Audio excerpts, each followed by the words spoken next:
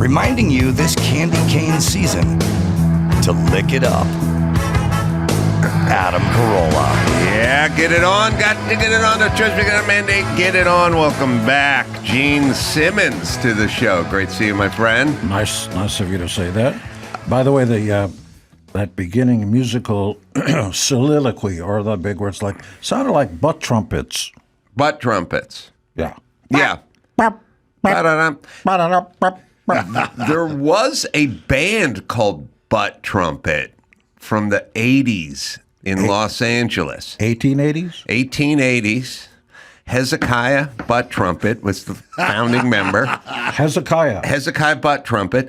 Now, look it up. There was a band called the Butt Trumpets. With Hezekiah.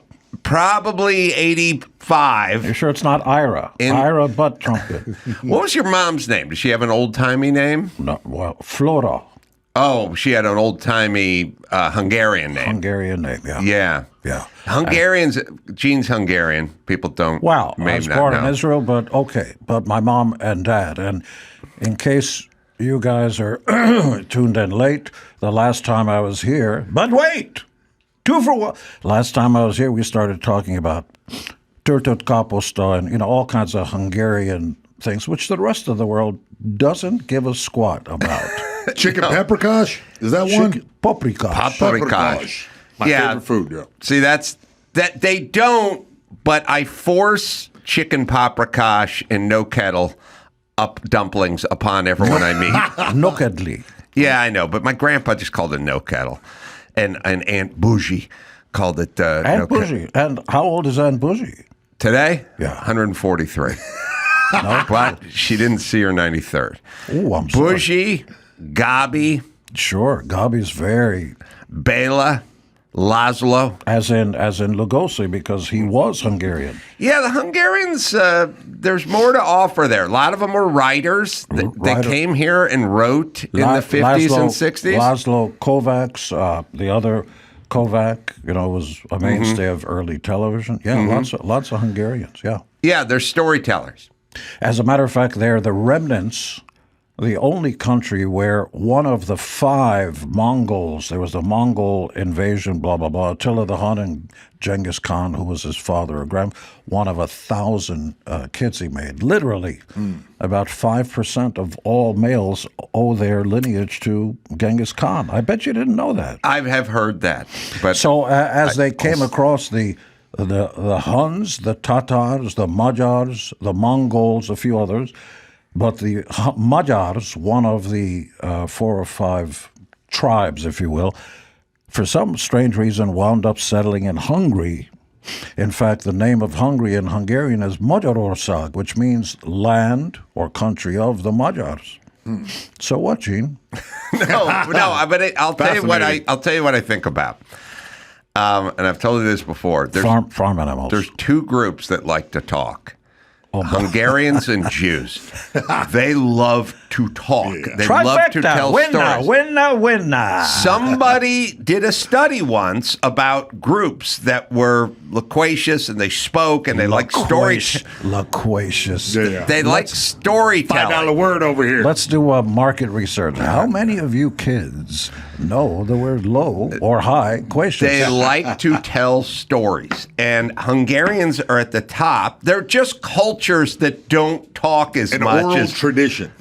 Yes, and then you take Sounds a little gay. you take Jews and you combine them with Hungarians, and now you have my grandfather Laszlo Gorog, and you have Gene Simmons, Laszlo Lajos as well. Larry. Yeah. Mm-hmm. Yeah. Yeah. Well, that's it. That's the end of the show. That's it. We talked enough Hungarian about history. Why do you have a crucifix on your right hand? Oh, yeah. tattoo. Yeah, some friends of mine Yeah. placed it upon me. Is it religious? I would say somewhat inertly. I was a theology student, majored, a few other things, just waste of time. And, very religious Christians of the faith do the crucifix and so on. But it had nothing to do with Jews, who were all the original Christians. The Romans created that as a sign of torture and death. I mean, otherwise, why would you have a sign of torture and death? Yeah. But then, look at that one. Those are the other guys, yeah. Yeah. What's the other I got your tattoo? guys right here. What's the other tattoo? That's Star and Crescent. Was that Symbol of Islam. well, Shout out to my Habibis. Yeah. Uh-huh. Now, a little minutia is the croissant. Yeah. Is a history lesson. Croissant, you know what that is? The Yeah, crescent that you have breakfast. It's like a little French something. Is not French at all. What, the Algerians gave them that? Not an island, an atoll, an atoll. Mm-hmm. No, it came in through the Austrians when let them eat cake. Who said that? Royal Marie Antoinette. That's right. Marie Antoinette. She was a Austrian princess who was sent over to France to marry the royals so that they wouldn't go to war with each other. So her favorite chef she brought with her from Austria, Vienna.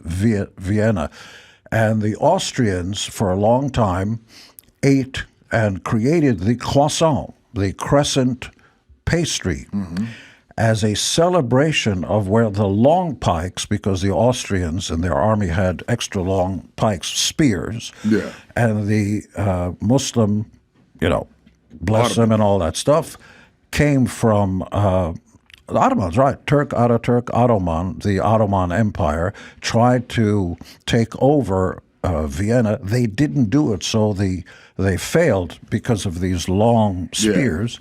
And the Austrians, to celebrate that, created the crescent pastry to symbolize, I eat you, and it's so sweet, and then I poop you out. and then the Austrians brought, in other words, Marie Antoinette and her chef brought it to France.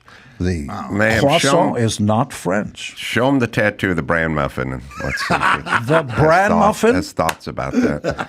All right, Gene, let's talk rock and roll for a second here. Why? No, I know. Yeah, I was like busting this He's history touring. lesson. You are touring again. Yeah. Yeah. Let's talk about There's a that. Gene Simmons band. You can Google and schmoogle it because we have so much. I mean, just for a second, I'll be serious. We have an awful lot of fun. No managers, no road crew, no nothing. I show up with a guitar pick. My 3 guys who are monsters can sing and play and everything. And we show up and put on just great. We're headlining festivals, doing our own shows. Last summer, we toured Europe and did outdoors and stuff. A lot of fun. It's completely different vibe than you got to really plan KISS shows because you got 60 people, private jet, a lot of pyros. A lot about 20 tractor trailer, 45-foot long things. Really? 3 double-decker buses. It's a fortune just to begin the show. This is easy peasy, and we have an awful lot of fun. And no rules. In the middle of it, if somebody says, hey, do you guys know Sunshine Every Love? Sure. And then you kind of break into it. No rules. Usually bring up people from the audience, usually kids. Can you sing? No. Well, I can sing. Well, Gene. I mean, you don't have to sing. You can do Wild Thing. Yeah. You make my heart sing. You don't have to sing. No, but we sung. Sang. Sang. It's Sorry. your language. I'm learning it. Yeah, we sang Gene Also, McDaniel songs. You and I. Gene McDaniels. Gene McDaniel. Yeah. They don't know that. I know, but I can sing. By the way, I belted out my Gene McDaniel songs. Yes. Should we do a reprise, which is not just a record label owned by Frank Sinatra? You want to do Tower of Strength? Woo! With the trumpet of Do we have? We can find some. We're getting banned off YouTube for this one. Yeah. Oh, we'll see. It's worth it. And there also are all these great guys: Clyde McPhatter, Gene McDaniel, Jackie Wilson. They had real pop soul, which is different than different soul. It's great songs. Can we play it, young man? Yeah. 22. 22. Here comes the trombone.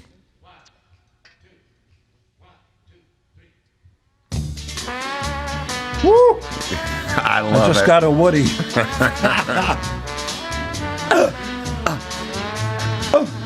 If I were a tower of strength, Go on with your bad self. I'd look in your eyes, and here's what I'd say: I don't want you, I don't need you, I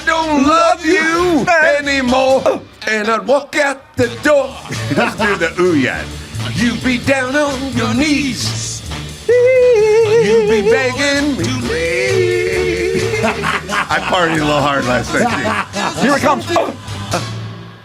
I'll never Oh. That is so cool. So you guys cover, I was looking, you play Kiss songs, but you also play other songs as well. We give the fans a chance to hear nuggets and schmuggets and other big words like gymnasium, and do tunes that Kiss never did.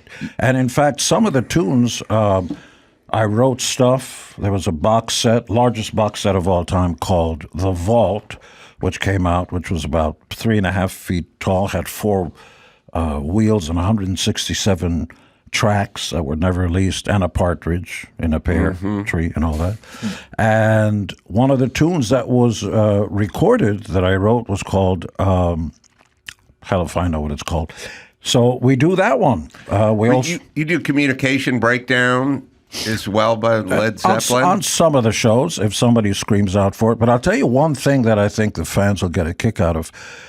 Before you guys were born in 1977, early 78, I personally discovered a band called Van Halen, who was recently changed their name from Mammoth and all that.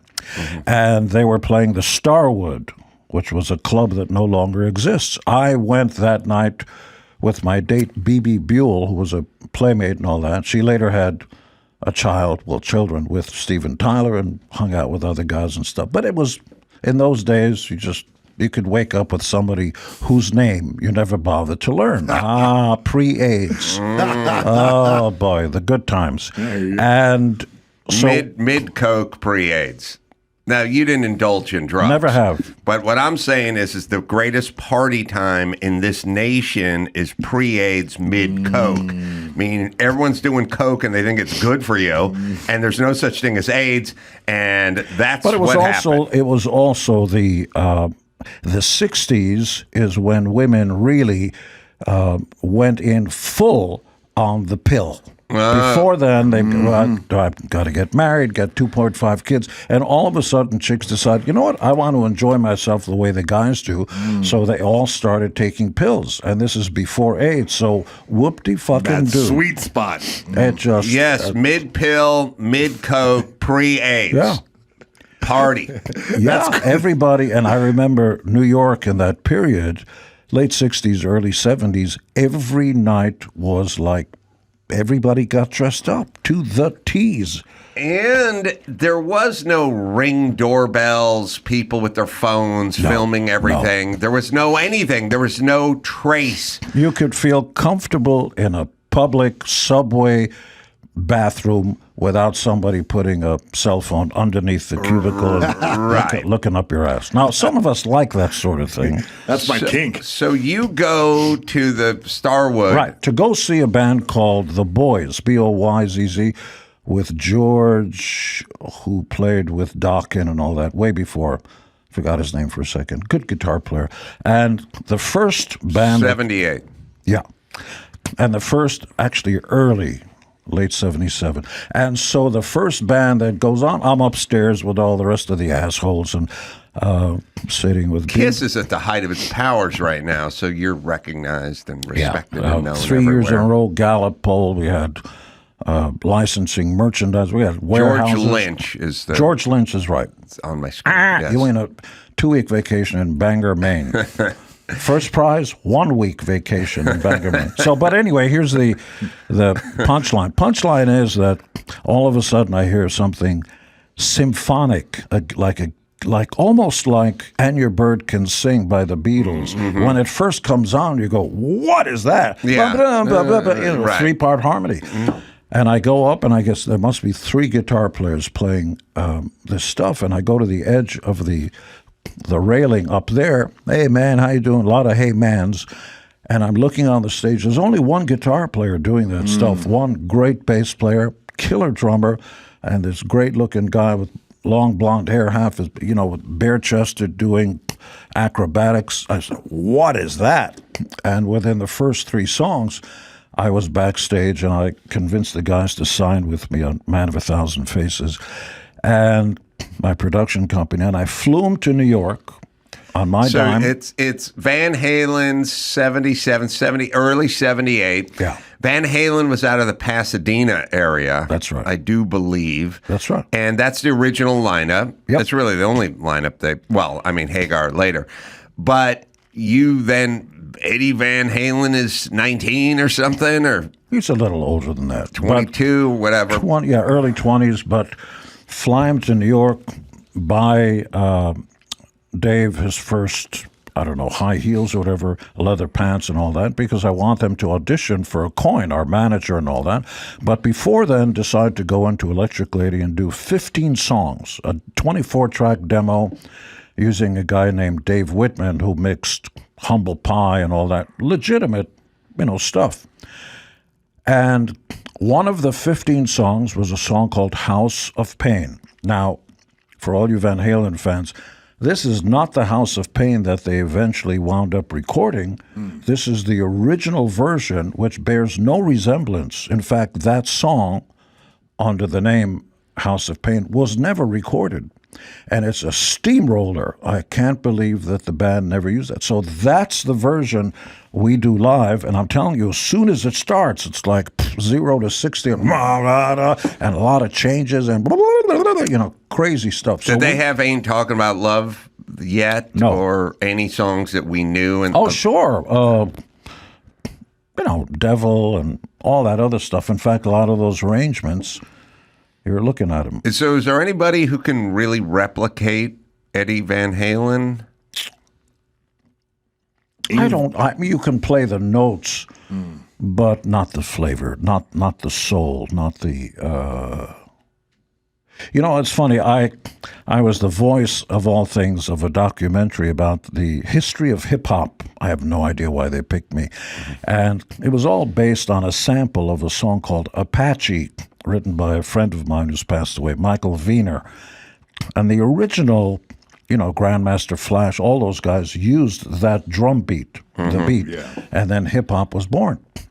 And so I'm doing the narration and stuff, and waiting to come on is Carol Kay, a shorter woman of a certain age and stuff. And I was a major fan because most people don't know that a lot of the Motown tunes were not all Motown musicians, were not all African American.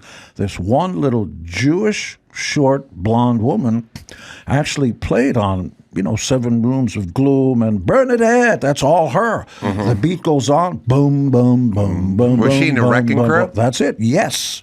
So she played on everything, Sonny and Cher, Frank Sinatra. Oh, yeah, there's like one woman in the Wrecking Crew. That's her. That's her. And okay, so the Wrecking Crew was the band that played behind every hit from the 60s, 70s. All kinds of music. And all kinds of music, yeah. Nat King Cole, Sonny and Cher, Beach Boys, everything. So here's the end of it is, I'm back there, I'm such a fan and all that, and this will tie to Eddie Van Halen. So there's a good doc called The Wrecking Crew, by the way, people should watch. Many times. Yes. About the secret, unheralded sound that we all love. Yes. Were not the bands that you like. No, you're not. Sonny Bono's not playing the bass and the beat goes on. And the Monkees didn't play. No. And the Beach Boys didn't play. Nope, hardly at all. Right. But here we go. So I tell Carol, who's still around, and respect and all that, and I'm saying, I listened to a lot of your stuff and actually copped a lot of it. And she says, really? I go, well, here. She's got her bass out with a little amp. And I'm going, play a little bit. I'll show you what I mean. She goes, you want me to play for you? Sure. And then she goes, beat-a, boom, boom, boom, beat-a-da-da-da-da-da-da, pop, pop, beat-a-da-da-da-da-da, pop, pop. She does that. I'm going, Carol, watch this. She said, oh, you want to play it? Yeah. I picked up the bass, and I played it. And she goes, yeah, that's all wrong. What do you mean that's all wrong? Those are the notes. She goes, well, those may be the notes, but there's no soul. There's no feel. Let me show you what I mean. It's not what you play. It's how you hold it. It's not having sex with a woman. It's how you do it. It's the subtleties that make it come alive. And when she started playing it again, then I heard what I was doing. That was just kind of like a robot doing it. And that goes back to your question about Eddie, which is there are a lot of guys out there copy the fingering and all that. It's not Eddie. It doesn't have the soul. Yeah. I mean, it's like you could memorize Richard Pryor's act word for word if you wanted. You could do 2 hours of Richard Pryor material if you wanted. But it's just not going to be the same. It same. won't have the heart and the soul of the. Yeah, that's right. Did Kiss have musicians on their tracks? No. As well, because the Beatles did. Right. Everybody had somebody playing this part. I don't think it's there's no shame in it. Everyone did it. No, and continues to do it. No, unfortunately for everybody else, we played our own instruments and stuff, but often within the band, because the Beatles, we noticed, said it was okay, we switched instruments. So sometimes I'm playing guitar because the way I wrote a song has a certain feel, even though I'm the least talented guitar player, in the band. So Almost Human, War Machine, those riffs, that I came up with. And it bears noting that McCartney, who was the bass player in the Beatles, actually played the solo, literally the solo to Taxman and a few other things. Lennon played some of the solos as well. So this idea, it's also the same with Hendrix. When you hear bass playing on the Hendrix stuff, sometimes it's Hendrix playing the bass. Oh, really? Yeah, so all this stuff about, well, you're the bass player, you only play that. No, you switch around, whatever works. Now, it bears noting one other exception. We did a record, not one of my favorites, called Unmasked, before you guys were born. I remember when the mask came off. It was a big deal. Yeah. And Peter Criss, our original drummer at that point, had some issues, so he did not play on the album. And, substance issues. Oh, I didn't know that. Yeah. And so we got the drummer for a band that was also managed by our manager, a group called Spider, that unfortunately never made it, but the drummer was really good. Anton, who then went on to play with Letterman. So he was actually Anton was the Letterman in-house band's drummer, because he would say it every once in a while, like, Paul, Anton, That's right. Anton. That's interesting. And he actually wound up playing the drums on the record because Peter was not around. First time I did Letterman, James Brown was the act. You just on Letterman, and you really get ready to throw up. I remember thinking I was a peon from North Hollywood, and they're like, I was like, when? So James Brown goes on, and then I'll come in, time permitting, and they're like, no, you go on, and if there's time, we'll bring out James Brown. And I'm like, are you nuts? Are you nuts? I don't go on before James Brown. Now, the music would go at the end. It would be a bad idea to go on after him. Yeah, that's a good point, too. But I did James Brown, and so Anton was probably playing, with James Brown. You love James Brown? Oh, my God. There's the first concert film, The Tammy Show, Tami, had Beach Boys, Rolling Stone, James Brown, everybody. And it was precursor to these variety shows where you had lots, Ready, Steady, Go, and Midnight Special and all that. But it was a movie that came out in movie theaters, and the Rolling Stones were top of the bill. And they made a mistake. James Brown went on before them, and there's a telling moment backstage when James Brown, he's doing those flips, those inhuman, defying gravity stuff, and baby, please don't go, I love you so. They're bringing him off stage because he can't stand it, and they put a cape on him, and then he stomps his feet, then he goes back. Nobody ever did that stuff, and the way he treats his microphone, it was like porn. And Jagger is backstage. There's a camera up close watching him, and he's biting his nails. And then when Jagger goes out, that very first time we ever saw Jagger, who I'm a big fan of, do the white version of James Brown. All of a sudden, he's inspired. Yes. So ever since then, whenever you see Jagger run around on stage, he's doing James Brown. I would not. Look, Jagger, I love the Rolling Stones, but Jagger, not the voice of an angel, and he couldn't move like James Brown. That would not be the guy I'd want to go after if I was Mick Jagger. But at the end of the day, it doesn't matter how you feel about anything. They're playing stadiums 60 years on. And, it's crazy. And God bless. Back to Van Halen. You bring them to New York in 78. Yeah. You get David Lee Roth some wedgies and some tight pants. Yeah, I knew I was going to get in trouble. Yeah. And what's the vibe? Like, what happens after that? They go into Electric Ladyland and lay down 15 tracks. Yeah, and then what? And I take the tape and bring it up to our manager, Bill Aucoin, at the time. And Paul, my partner for forever, is in the office and playing the tapes. And I'm just going, wow, this thing sounds great. And listen to that stuff. They didn't get it. I said, you guys should listen to me. Let's take this band out. They're going to be the next big band. They didn't get it. So I did, I think, the ethical thing. And I told the Van Halen guys, this contract that you signed, I tore it up. You're free to go. You don't have to pay me a dime. I believe in you. We got to go out on a Love Gun tour. I'll be back in 6 months. If you don't have a deal by then, we can take a look at it. But ethically and morally, for 6 months, I'm not going to be able to work your record and get you a deal. And after that time, during that time, they got a deal right away at Warner's, and the rest is history.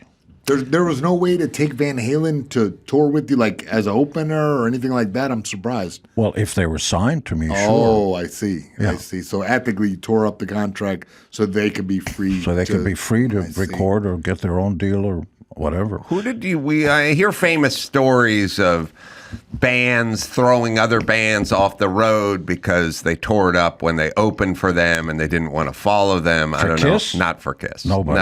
No. But I'm saying, but yes, as a comedian, sometimes a guy will go up in front of you and just destroy the place, and you'll go, oh, well, on the very geez, first, I don't know if I want to go after James Brown. Yeah, good point. On the very first Van Halen tour, they were opening for Sabbath. And the guys, Tony and everybody, Geezer, would go on record as saying, unfortunately, we had to follow Van Halen. Right. You can't. Right. So who would open? Who would you guys take out?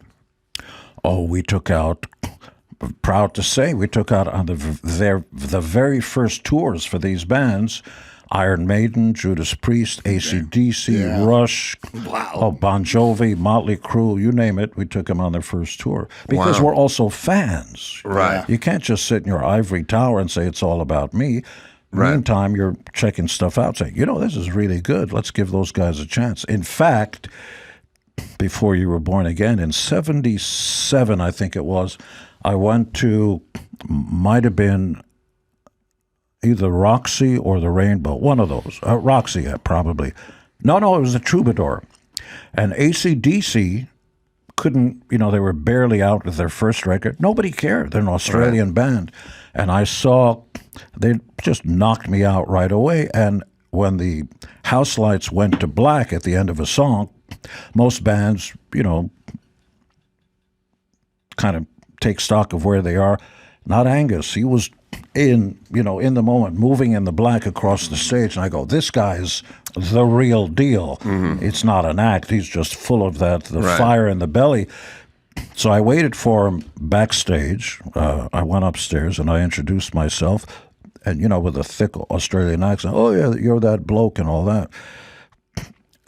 Angus, and they're tiny people, Yes, I'm 6'2", and true. Angus was just a tiny little guy.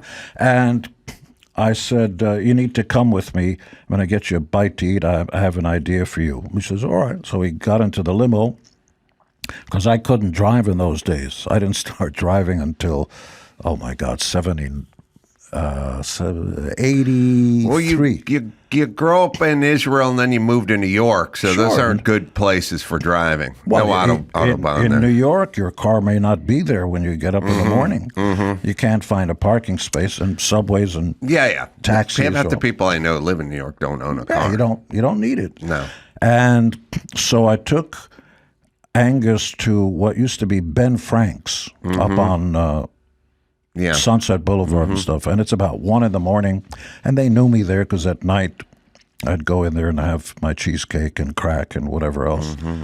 Not really, folks. Don't put the headline in there. But cheesecake is like crack for you. Oh yeah, that's, and I swallow too. So don't get me started. So Angus and I sit there, and the waitress comes over. Oh, Mr. Simmons, do me a favor. Take this gentleman's order. Whatever he wants, just make it. And I've said this story before. It's really sweet. And he looks up at her and says, "I'd like, hot dogs and beans." I'm not making it up. And she's looking at me like, yeah. And then he says, "Without the bread." I go, "You mean the bun?" "Yeah, without the." So she's shrugging her shoulders. Get him that thing. She got baked beans and the hot dogs. And I'll never forget when it came in, when the order came in right away, ahead of the other people, he picked up the hot dog and opened his mouth and started to chew on the side because in the front there were no teeth. Oh. It was unbelievable. He couldn't afford it. Wow. So I told him right then and there, you're coming out on tour with us. The rest of the country doesn't know who you guys are. You need to be out on tour. We took him out. And I will tell you that every night they went out there and played their hearts out like it was the only chance they'd ever get. And, we had to go out there and go, okay, can't just do this by the numbers. You got to go out there because this band went out there and set the stage on fire. AC/DC. Oh, yeah. Yeah, and also for them, you're playing rooms with 175 people in it. Yeah. Now you're playing stadiums with 65,000 people in it. That's a cabin pressure change there. But I tell you, when I first saw them, they were playing big. It didn't matter that there were 100 people. They're playing big in a small room. They're big, yeah. So when they hold their arms up, Jesus Christ pose with a big A chord hanging a thing and pick their chins up to the heavens, that's big. That's not, being relegated to the size of the room. So when did Bon Scott die? About 2 years after that, unfortunately. He drank a lot. He was originally their roadie. They were looking. Really? Yeah. They were looking for a lead singer and couldn't find anybody. And their roadie got up on stage and started. They're going, okay, you. And he was older than the rest of the guys in the band. So he's on all those early albums, and yeah, that's right. And he went out with you guys. Yes. And Jesus Christ, yeah. That's crazy. And then they got Johnson, right? Who? Brian. Brian, yeah, who's a car guy. There's not misconception, but you guys, you're all dreaming and you're not qualified to make these rules. Oh, you got to have the original members and all that stuff. It's actually not true. In point of fact, when Brian came in, AC/DC exploded, got 5 times bigger than they were. By the way, likewise, even though I prefer Roth by far in Van Halen because of the sleaze and the personality and his look, they got twice as big with Hagar. Yeah. They just did. They started doing ballady stuff and, Yeah, Hagar. I like Hagar. Hagar's a good dude. I'm not talking about what people like, just how big you get. Yeah. Genesis started off with Peter Gabriel. He left. They didn't like him. And the drummer came on board, Phil Collins. They're playing stadiums when the drummer came up on top. So there are lots of examples where, including the Beatles, got the original drummer. That's not right. Once they got started, Pete Best was the star of the band. The chicks liked him. Oh, really? Yeah, McCartney didn't like that, so they got rid of him and got Ringo. They didn't like... McCartney didn't like the fact that he was... He came clean. He said, that guy's too good looking. They're looking at the drummer. Oh, really? Oh, really? O'Reilly. Wow. Yeah. I didn't know that was the reason. He didn't say that for a long time, did he? Well, he's come clean. He has now. Yeah. And I'm such a huge fan. I don't care what. You dated Diana Ross for a while, right? Yeah. She seems like old school diva to me. But what you see on stage is not what it is. That includes Cher. I was going to say Cher as well. What you see on stage is judging the book by the cover. I have to say, Both women are amazing. You would be so lucky to be in the same room and breathe the same air. Amazing mothers, responsible, no drugs, no booze, none of that Beverly Hills, I'm depressed kind of stuff. And no, everything you see.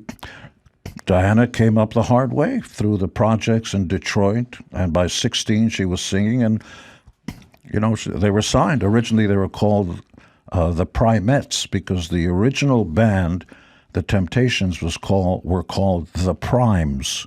The Temptations were the Primes, and they were going to call them the Primettes. Yeah, they found the Supremes who could sing, and we're going to bring you to Barry Gordon and all that. But in those days, racism was, still the thing. She told me a horrible story. They're headlining. The Supremes got 6 #1 songs on the very first album, bigger than the Beatles that year. This is like 67, 66? Earlier, 66 possibly. All right. And they're touring in Dick Clark's Cavalcade of Stars. It was the Supremes, Dave Clark 5 Under, and other bands. All over. Yeah. I think. Yeah. And the Dave Clark 5 were also bigger than the Beatles for a short time. And so they're touring the South, and on the way in, people are shooting at the bus. Wow. And after the Supremes headlined the shows, they couldn't stay in the regular hotels. They'd have to stay in the black hotels. Yeah. Wow. Even though they had 6 #1 or huge album off at the time. first album. Yeah. And we know them today. Baby Love, Stop in the Name of Love, and all that. Yeah. So what you see of a performer, I mean, I get this all the time, and maybe it's more true on my behalf. When you see somebody on stage, you go, that guy's an asshole. I don't like that. It's all entitled kind of stuff. You don't know who they are. What you're responding to is a public image. Like, I don't care what people say about you, Adam. I think you're a decent guy. You too. That's what I love about you. I mean, Cher comes from her own adversity, for sure. They both clawed their way to the top. Yes. Nobody handed anything to them. No. Little known fact is that Caesar and Cleo, the original band with Cher Sonny and Cher Sonny, were supposed to be called, or were Caesar and Cleo. Yeah. But Ahmet Ertegun didn't like the band. And my old lawyer said, let's take the same thing. Sonny dress up in some, hippie kind of stuff. So this kind of beatniky stuff. Yeah, beatniky stuff, and they went back in as Sonny and Cher with the same music and got signed. In the meantime, Sonny and Cher went to England just because Jagger, of all people, said, you're not happening here. Why don't you fly to England? You'll get a lot of noise. And literally, I think Cher talks about it in her new book, which you guys should get. They're in London. Nobody knows who they are, and I think they get kicked out of the hotel. We don't like your kind around here, that kind of thing. And they check into another hotel, and literally, and they handed the I Got You, Babe, to an A&R guy, and they had no noise, no traction, no nothing. When they woke up, that's Cher telling the story, when they woke up the next day, there were paparazzi outside the hotel. Wow.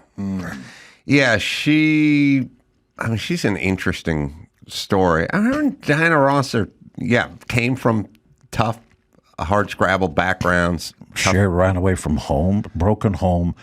I knew her mom, Georgia, for a while, but the dad was not what you'd want dad to be. Yeah, but you come from that as well. My father left us. I mean, unfortunately, it's not unique.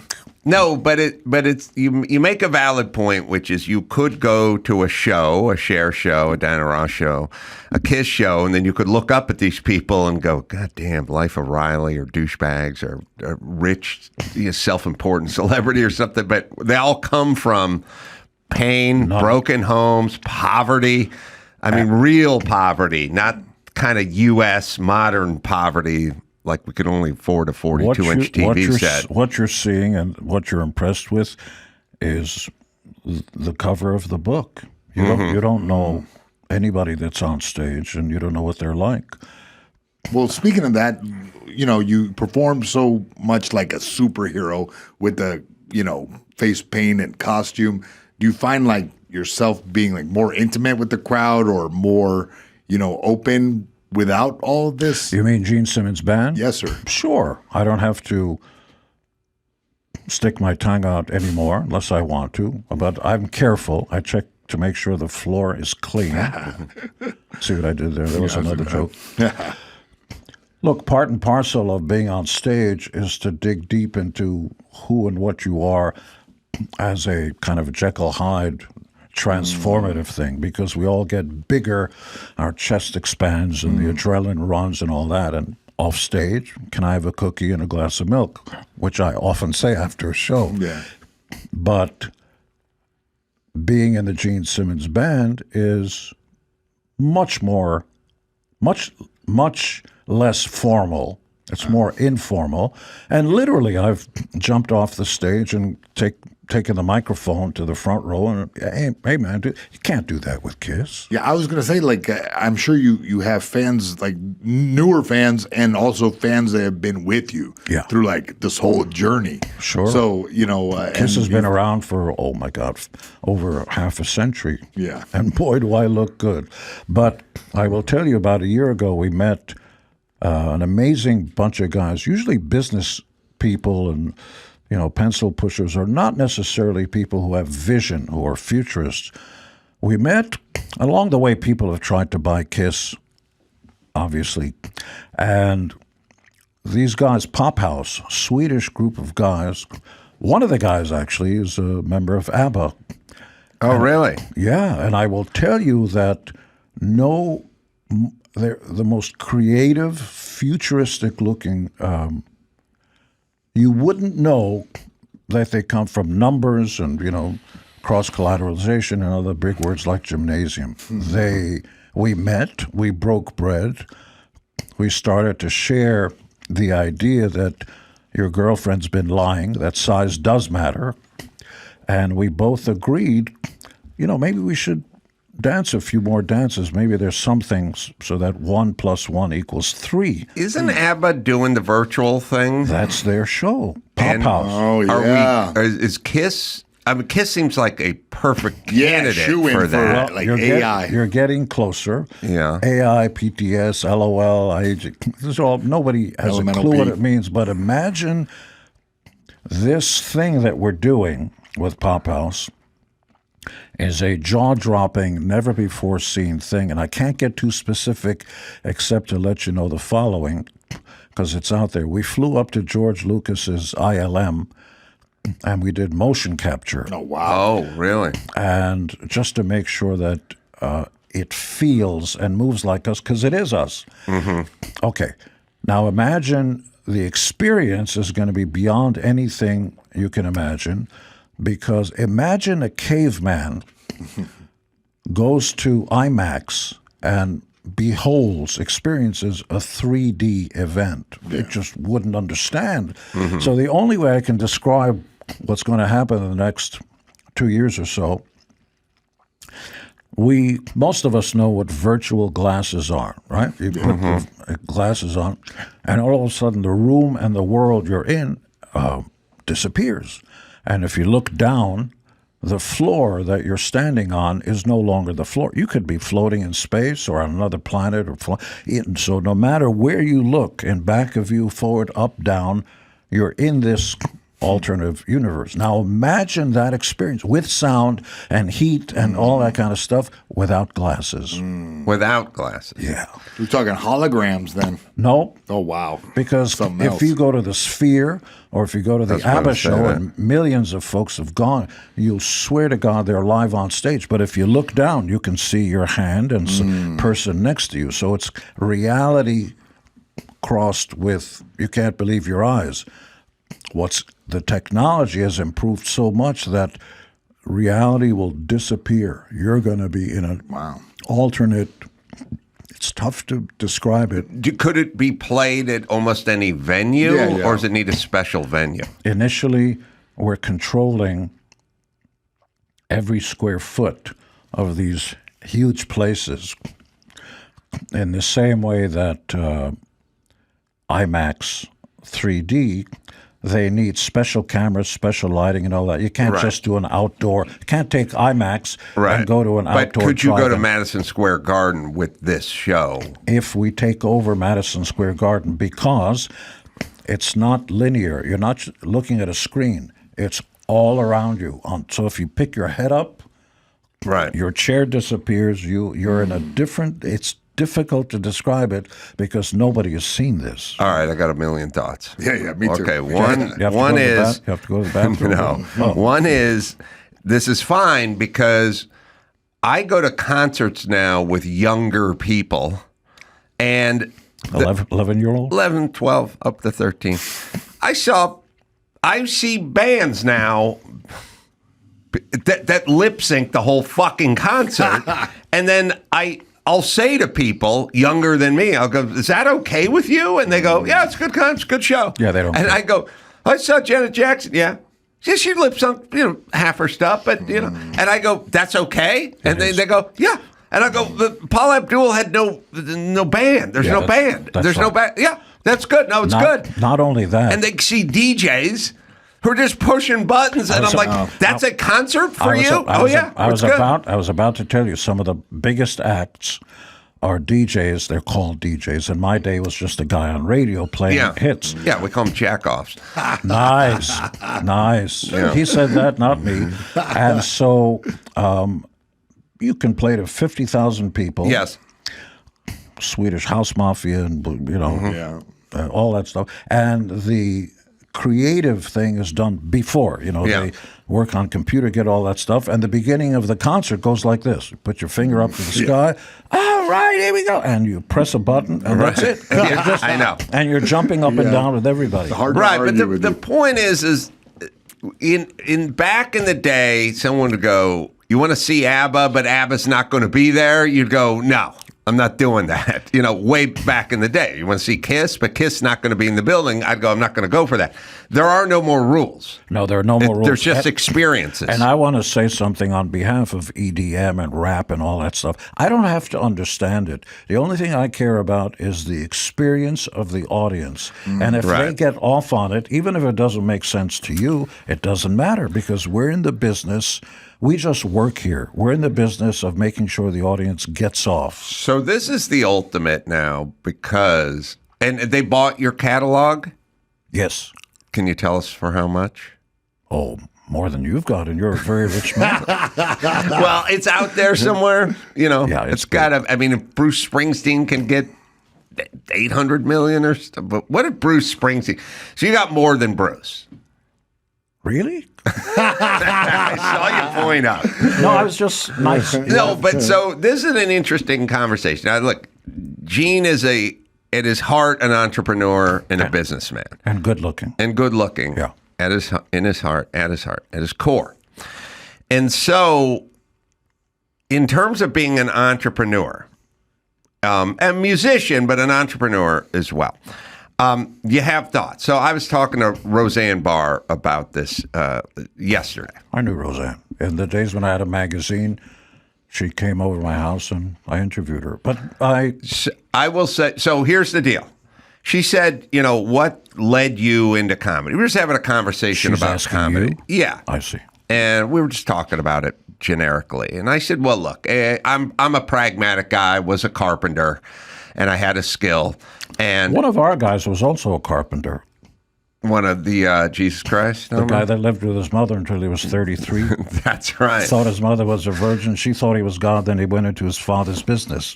Well, that's what I did. Got to be Jewish. And I said I had a skill, and it was worth $15 an hour.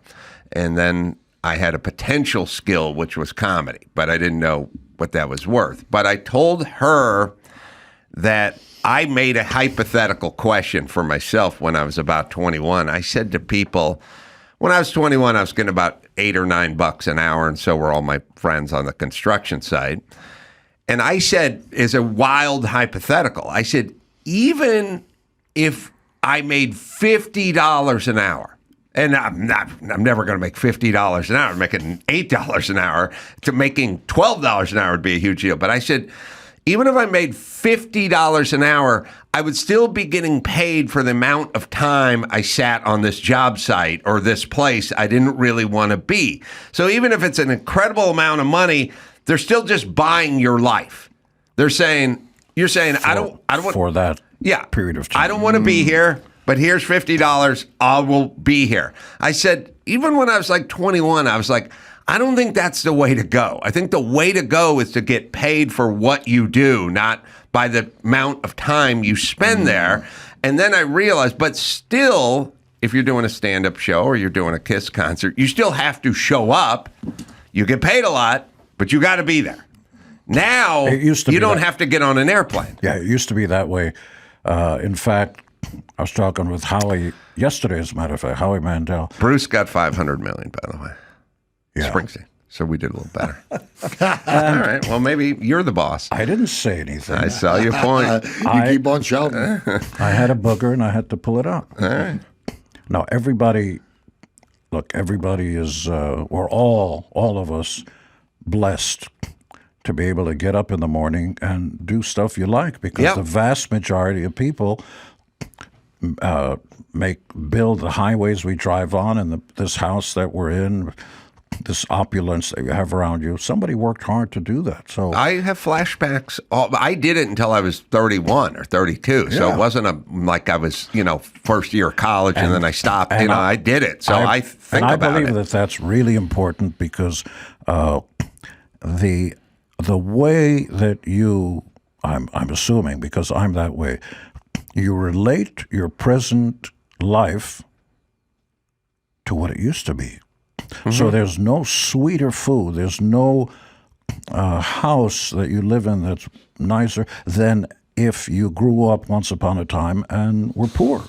Yeah. No, it's a great base if you can escape it. You know what I mean? Yeah, if you never leave it, then it's a horrible life. I mean, you would wish for your children, I don't know why, but when I do this rich man, poor man bit, sometimes rich people and poor people, they say that things they all have But it's in all common. relative, because if you're poor here, go to Africa or something. No, that's it's all relative. Yeah, we'll just do it by United States standards. But I would say I never have eaten at an Outback Steakhouse in my life, and the reason What I've a never segue. Well, the reason I never have is I was too poor. Yeah, that's for right. the first half of my life. Outback TGI Fridays was as high as I got because of my monetary, because I was making $11 an hour. Outback Steakhouse was a little rich for my blood. Then I got rich, and I wouldn't be caught dead in an Outback Steakhouse. I went right to Laurie's or Morton's or whatever. I skipped Outback Steakhouse, and I said, you should hope your kids Now take that's a headline. You should hope your kids grow up so poor and humble that they can't afford it, and then at some point become successful enough to avoid it. Or if you're too rich to care, eat wherever the fuck you want to eat. And not worry about what people say. Well, it's a metaphor. But the point is Gene Simmons, the ultimate entrepreneur who got paid a hefty sum to show up and play the bass guitar, now does not have to show up and get paid. But you can't find that feeling.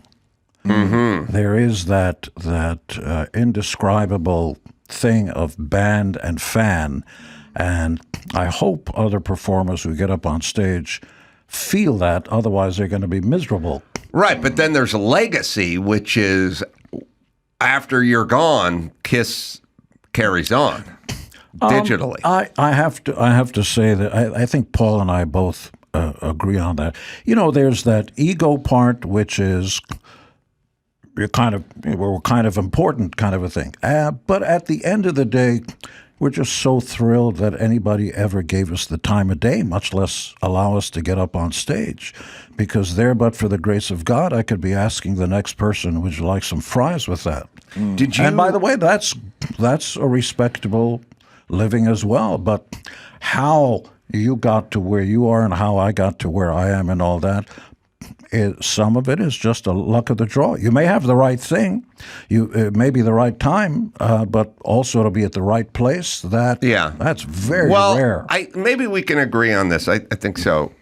Heterosexual? Yes. Yeah. And the best time to be in this country, pre-AIDS, mid-coke, mid-pill. Those are the things we know.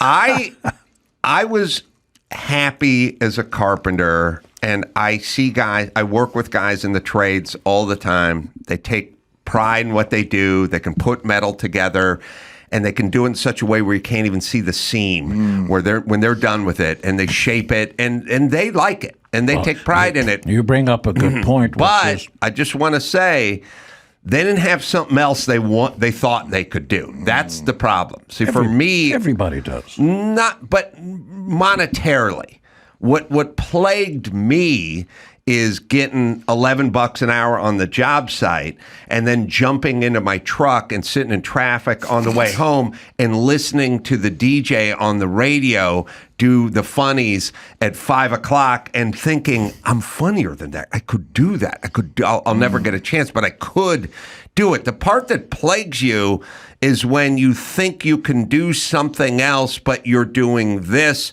all day. Doing this all day, if that's what you do and you find pride in it, is fine. But I have to respectfully point something out, which is the SAS, the British guys who are at the forefront of military and stuff. The Navy SEALs of Britain. Yeah, they're solid guys. They're out way in front. And he who dares wins, which is to say that the difference between you and everybody else who dreams is you rolled up your sleeves and you took a shot that people would think you suck and everything, because every time you get in front of people, they judge. Well, yeah, I did, but, and I don't think we're disagreeing. I'm just saying the other guys on the job site didn't think they could do comedy, so it didn't bother them that they were hanging drywall all day. I was bothered because I thought I should be somewhere else doing something other than this. I didn't think I was too good or better than.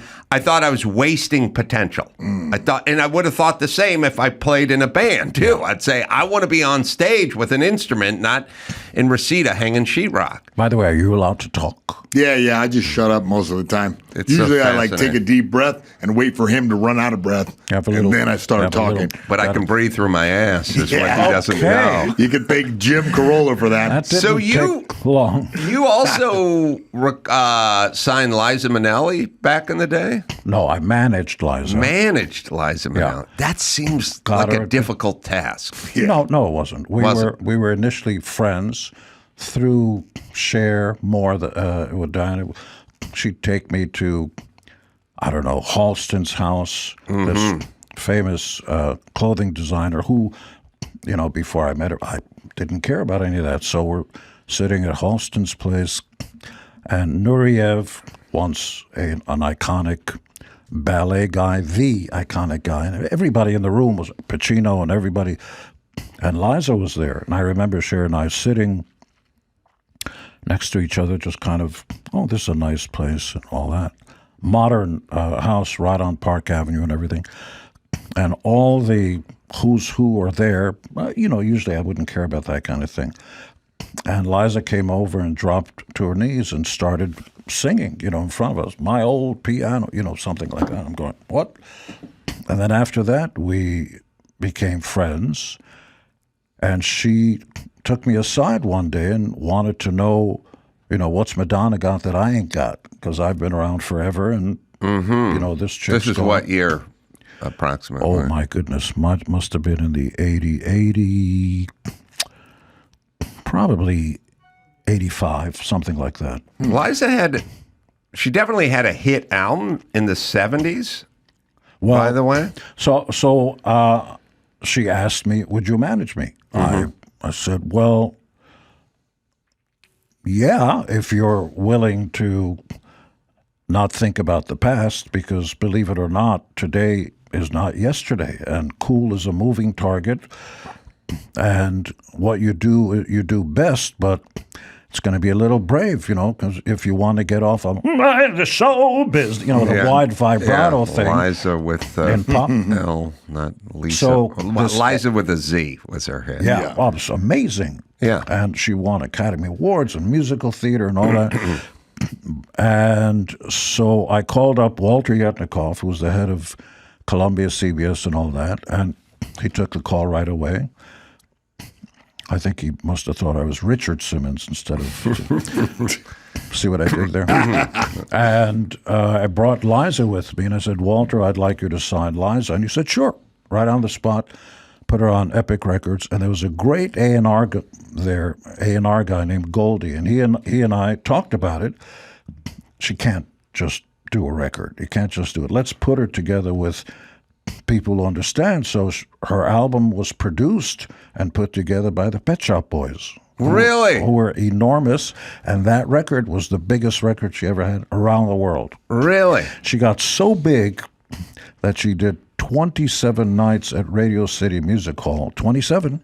Wow. And when Dean Martin, he was ill, couldn't keep up with the Rat Pack because it was Frank, Sammy Davis Jr., and Dean Martin. When he couldn't do it, Liza took his place. Really? And they toured big. It was big.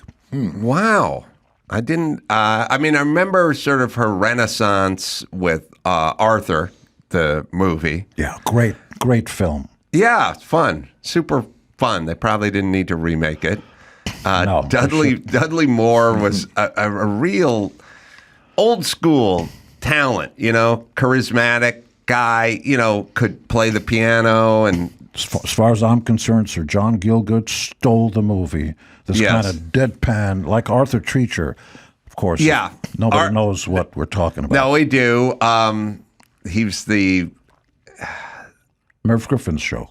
Yeah, so like Sir John. John Gielgud. He was like he would say like Arthur would be like he'd be I don't know what set it up. He said like I had a solid BM, and he'd go, I'll alert the media. That's exactly I right. love that. I'll alert the media. And right. Dudley is in a bathtub. Right. Because he's always drunk. Right. And Arthur Treacher's this, I do so. Yes. Everything's matter of fact, and that's exactly his line. Yeah. Dudley Moore shoots out a... What is that? What did he set him up with something like, I think I'm going to have another Bloody Mary or something? And he'd go, I'll alert the media. Yeah. It's just a great snarky. It's beautiful. You're so important. But Dudley Moore was great. Great. He was also, remember him in 10. He was great in 10, and he was married or dated... Well, he didn't touch Bo, I know that. Susan Anton. Sure. Who was literally 6'2". Tall, yeah, foot tall. And he was 5'3". And he dated this giant blonde. But as you know, fame supersedes anything. If you want to Google and schmoogle Sophia Loren, who I still worship, she married Carlo Ponti, who was, 30 years her senior, and much shorter, but he was powerful. We have the line. Yeah, there's countless examples of it, but here's Sir John Gielgud. Thompson? Yeah. Do you know what I'm going to do? No, I don't. I'm going to take a bath. I'll alert the media.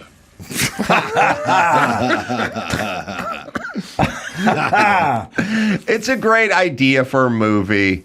Liza Minnelli's dad was great in it. Remember the guy who played her dad? You don't mean her actual dad? No, in the film. I don't recall the actor who played her dad. Well, in the film, he was kind of a real New Yorkie, kind of poor, schlubby guy and a wife beater. And was it Ed Asner? No, but it was a guy you would recognize. And he would see, Dudley Moore pull up in his limousine. Yeah. And, he was out of work and she got fired from the department store or whatever. And she would be like, he's all right, but I don't think I'm going. He was going nuts. Like, you go out on a second date. Like, that guy's rich. We got nothing. Barney Martin was the guy's name, but and that's not going to ring a. But when you see him, if you see it, yeah, like if you get a scene with Barney Martin and Liza Minnelli, you'll see he was like the perfect New York dad. Oh, he was Seinfeld's dad, right? Yeah. He was Seinfeld's dad in Seinfeld. Yes. Now I remember. Yes, he was like yes. the perfect. There used to be character actors, and you just recognize them, but you never knew their name. And they were great, and they pop up everywhere, and you're like, oh, that guy. There'd be 3 guys who played bikers. There'd be 3 guys that played cops. There are 3 dad guys. You know, there are 3 angry neighbor guys. They're just guys. There's like a couple of characters. Now everybody can't keep track of people. And speaking of potato chips, tomorrow at 7 p.m. you're at the Pasadena Ice House. Yeah. Yeah, you guys should catch it. See, how do you like that? That's you know what? I'm going to give you a plug. Announcement. GeneSimmons.com is where you go because Gene Simmons Band is out on tour. Tallahassee coming up. Oh, we also have Kentucky coming up. I think I mentioned Jersey, this before. Texas. We also have a film company. I use the royal we. Simmons Hamilton. We have Rennie Harlan directing. Rennie. Movie is done. Sir Ben Kingsley, Aaron Eckhart. Real good movie. What? Oh, That's Rennie, coming out Rennie's soon. a good dude. Oh, yeah. And Interesting then dude. Next one is coming after that with Bella Thorne and Mel Gibson. A lot of stuff. There's a lot of stuff. Do we have anything with the dad and Liza Minelli? You'll love this guy. But Alfie. Not Alfie. Arthur. Different movie. I know them well. What's it all about? Burt Bacharach. Did you ever hear the original version by Cher? No, there's an original Alfie. Burt Bacharach wrote it for Cher. I've heard Diana Ross do Mahogany, Yes. which is a But theme it's her to another movie. But it's her movie. Right. So Hal David, Burt Bacharach, Seven Seas Music, see, I know all that stuff, wrote What's It All About and all that, and Cher recorded it. He didn't like the version, and then the version, and then he had Dionne Warwick re-record it, and that's the version we know. Here's Cher and Dad, You mean Barney Martin. Liza. Oh, sorry, Liza. See, I'm all over the world. Liza with a Z, not Lisa with an S. I take it this bum will be calling you. Dad, he's a millionaire. You have my permission to marry him. Yeah, that guy. Yeah, that's Seinfeld's dad. He's great. All right, let's take a break. We'll come back. We'll do a little news with Gene, and that'll be right after this. Hey, I'm Adam Carolla. That's Brad Williams and Jay Leno. Hey, buddy. Over there, we're doing our 3rd annual comedy fantasy camp. That's going to be January 23rd through the 26th, right in Hollywood, California. Where else would it be? These guys are going to be there. So remember, 2 out of every 3 comics make it big. Well, 1.5. Do I get paid for this? Please tell me I get paid for this. Go to comedyfantasycamp.com and get in on the fun.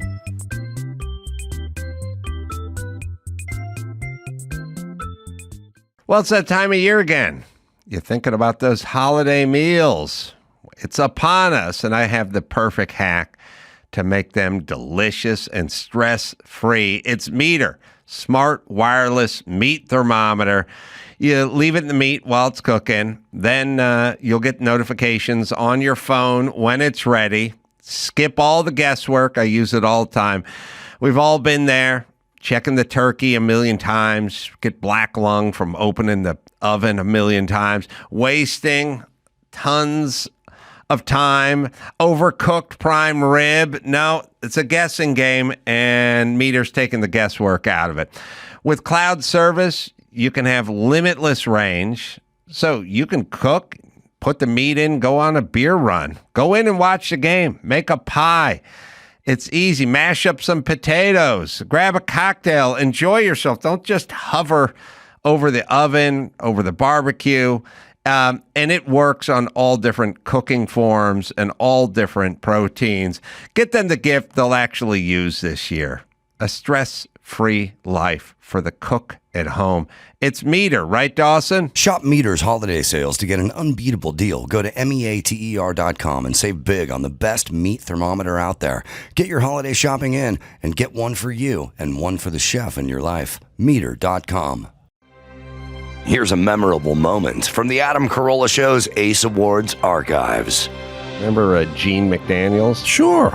He took 100 pounds of clay. You thought you'd best... Then he said, Come on. But he had the Jackie Wilson kind of voice. He took 100 pounds of clay. Tower Strike.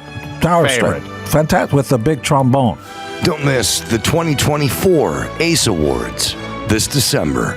Now back to the Adam Carolla Show. I like Gene Simmons because I can bring up Gene McDaniels, and if I do that in front of any other American, they go, "Who? What? What are you talking about?" I'm sorry to say you could bring up Rudy Valley, and I'll tell you more than you'd ever want to know. Yes, I know.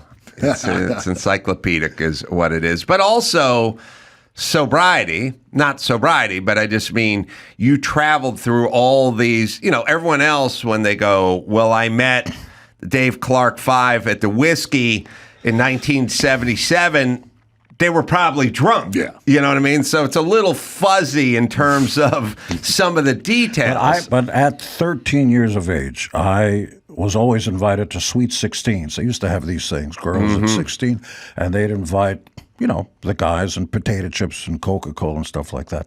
That's what we had in those days. And spin the bottle, but that was later. And they'd always invite me because they thought I was older because I was tall and all that. And I noticed early on the guys would start drinking and acting like morons. So like a vulture, I stayed straight on the side, waited for the guys to throw up on the girls' shoes and all that stuff, and then just swoop in and take any girl you wanted. It's really the drama class versus the football team. You guys go out for the football team thinking they're going to get the girls, but really the smart move is going out for the dance or the drama. I took a Pilates class yesterday. Sure. It was me and 31 chicks. It was literally... That sounds terrible. Just me and 31 chicks. There was not any other dick and balls in that room but me. And I was just looking at all the girls. And I thought, smart. And I was looking through the window and all the guys are doing the slide hacks and the press and the stuff. And they're all hanging into sausage fest in the next room. There's something for everybody. I'm in here with all the chicks. And I thought... I wish I thought of this earlier in life. You know what I mean? I actually figured that out early in school. I took up typing because all the girls were in the typing class. I took stenography, which was like shorthand. Greg you and took Pittman. stenography. Oh, yeah. Home economics right here. Yeah. That's a little... I know. That's a little gay. That's a little gay. But I mean that in a good way. To all our Stenography. friends. Yeah, because all the girls were there. And I got work right away. I worked for Williamson & Williamson, a legal firm, and did, take a note, Miss Simmons. Oh, yeah. Stenographers and stenography machines have abbreviations, right, that you have to know? In court. But with a pen and pad, there's its own alphabet. Like high would be like a check mark kind of a thing. So you can talk at full speed and you basically get it. So it's a little bit like American Sign, in that American Sign Language is kind of its own language. That's right. And it's not just what's being written at the bottom of the and screen. You know what that is in sign language. The devil horns? That's rock and roll? No, young man, no. You have a long... So this means I love you. Oh, yeah. I-L-U. And I've got... His Holiness the Dalai Lama is doing it with me, and Clinton, and everybody you got else. everyone doing it. Yeah. Are you bothered? This is a side right now? Side to side. No, I don't like it. What? Marley Matlin, she does the signing, and she has her spokesperson, and it's a dude. Yeah. I don't like the dude voice coming off the chick. Oh, I thought you meant she should have a chick doing the voice. That's what I'm saying. Oh, you are? Yeah. That's very sexist. I know, but I'm sticking with it. All right. And listen, I wouldn't want a dude coming through a chick voice. Yeah. It's bothersome. I don't like it. Well, I'm taking a stand. Some people listening to the show know where you live. I don't really think it's a sexist thing, because I think when you're talking about, so this is from Dancing with the Stars. In Dancing with the Stars, you have to say, I was a judge. We had a chemistry. I liked the way he felt, up against me. Yeah. So we aesthetically we make a good couple. When a dude's voice, You say that. Say what I just said. What, Go ahead. Which one? I like the way he felt. I like the way he felt. I like the way he moved. I like See, it his doesn't. chemistry. It's not right when it's the coming. body felt If good. I was a woman, it wouldn't. Sounds like we're in jail. Yeah, It doesn't it's work. really troublesome in the bedroom if you have No. the It off to the doesn't Sounds side. work. like we're in jail. Yeah. So I'm just saying. That's just me. All right. Sorry, Mayhem. You got No, some, we got some news. The city of Memphis plans a lawsuit against Kia and Hyundai over thefts. I do love when we reverse engineer this stuff. I like when we get angry at the car that's being stolen versus the people that steal the cars. Well, I mean, we're in a weird time where I was talking to Dr. Drew the other day. He's in a pharmacy. He couldn't get to anything because everything was in a cage. Oh, well, that's because of how human beings act, certain human beings. Right. But I'm saying these cars are easy to hack and then steal. And Memphis is angry at the manufacturer. Not the people that steal the cars. Well, but it not just easy to steal, like comically easy to steal. And also the interesting part about this story is that on TikTok it went viral. I in fact did some research and looked how easy it is to break into a Kia or Hyundai just with a USB. They show it. No. So it's like a conspiracy with the Asian countries, China, who owns TikTok, and Hyundai and Kias and Korea. It's like they let the car be stolen very, very easily. All right. Well, so let's dissect this for a second. If you want to know where I stand on this stuff. Yes. Gene, you want to know? Yes, please. There are things that companies do where they pretend they don't want it to happen, but they profit from it. Yes. You know, How so? The iPhone is shaped like a bar of soap. It's just shaped like a bar of soap. And they do $2 billion a year in replacement and repair because it flies out of everyone's hands, right? I have to apologize. I thought when you mentioned it's shaped like a bar of soap, I thought we were going to the dark side. No, we're still in the light. And glass on all sides. Yeah. And so you go, well, they don't want their product to slip out of people's hands and break. And you could say that about drug companies. I used to say to Dr. Drew all the time, he'd go, well, I know people that are on 90 Norco a day. They're on 90 pain pills a day. And I said, well, that sounds pretty good for the company that makes Norco. And he'd go, no, they don't want that. And I'd go, why don't they want that? And he'd go, they don't want, that. And I'd say, well, look, I take 3 every 7 years. They're not making money off of me, but if someone's doing 50 a day, then they're making money. He'd go, no, they don't want that. Well, they do want that. Yeah. It turns out they wanted that because they're a business. But not just consider the source, but consider where he's saying that. So, but does Kia and Hyundai want their cars stolen? See, I would say there was so, yes. You think they do? Yeah, because then. But what's in it for them? Well, the insurance takes the hit because all these they didn't factor this in. I would guess they didn't factor this in to the insurance rates initially because they didn't know that this was an issue. So then the insurance company pays for the repairs, whatever. Are you and like people from buy Boston or someplace? Because the way you say insurance, you say insurance. Where are you from? Oh, man, I'm from America all over. I'm Army brat, so I zigzagged all over this country. Yeah, insurance is the like the black version of McDonald's. Oh, they don't go McDonald's. They go McDonald's. It's a thing. I don't know why it's a thing. It's just McDonald's to us, right? But it's insurance to the white trash and the black folks is Mac. If they could put that insurance, it's almost proper Bostonian. Okay. All right. Well, I spent some time out there. You have? Yes. Well, that's where insurance comes from. Insurance business. But yeah, so these the big deal about this is they lack the engine immobilizer. So you don't even have to have the real key or a facsimile. You can just jam a screwdriver in there and no immobilizer, and you can just take right just off. like the movies. Yeah. I had my truck stolen. They pulled the ignition out. No, it's a Datsun Nissan. But I had to start the thing with a flathead screwdriver for like 3 years because I didn't have enough for the to replace the ignition. And then the cops pulled me over because they saw that. Consider my perspective, which is when I was growing up, there were no Japanese cars. It was all Chevrolet and Ford and all that. Pontiac. So, look, they should correct their ways, these companies, but also it's a slippery slope to start blaming the victim versus they're not the perpetrator. First, they're not the first one. Other people have done this. Yeah, the other cities have sued over this. Yeah, they're all progressive. And they just did a software upgrade in February 2023. Cities have sued who about what? About this exact thing, the fact that Kia and Hyundai were so easily stolen. So, yeah. Why do cities care? Because the cops had to arrest so many people and go on a witch hunt for this, or go on a wild goose chase for every Kia in the nation. That's very anti-witch. There are nice witches out there. It's a witch hunt. Yeah. Speaking of, there's a Long Island woman who has taken a dip in the frigid ocean for 600 days in a row. Wow, I like that. Yeah. Although was it frigid in July and August? That's what I was thinking. Yeah, we got some footage of this lady. Mm-hmm. You can see her right here. She says that it's given her mental health benefits, and apparently she's trying to. I'm sure she's a very nice person, but I believe originally she was going to swim with her friend, but it looks like she ate her. Oh God!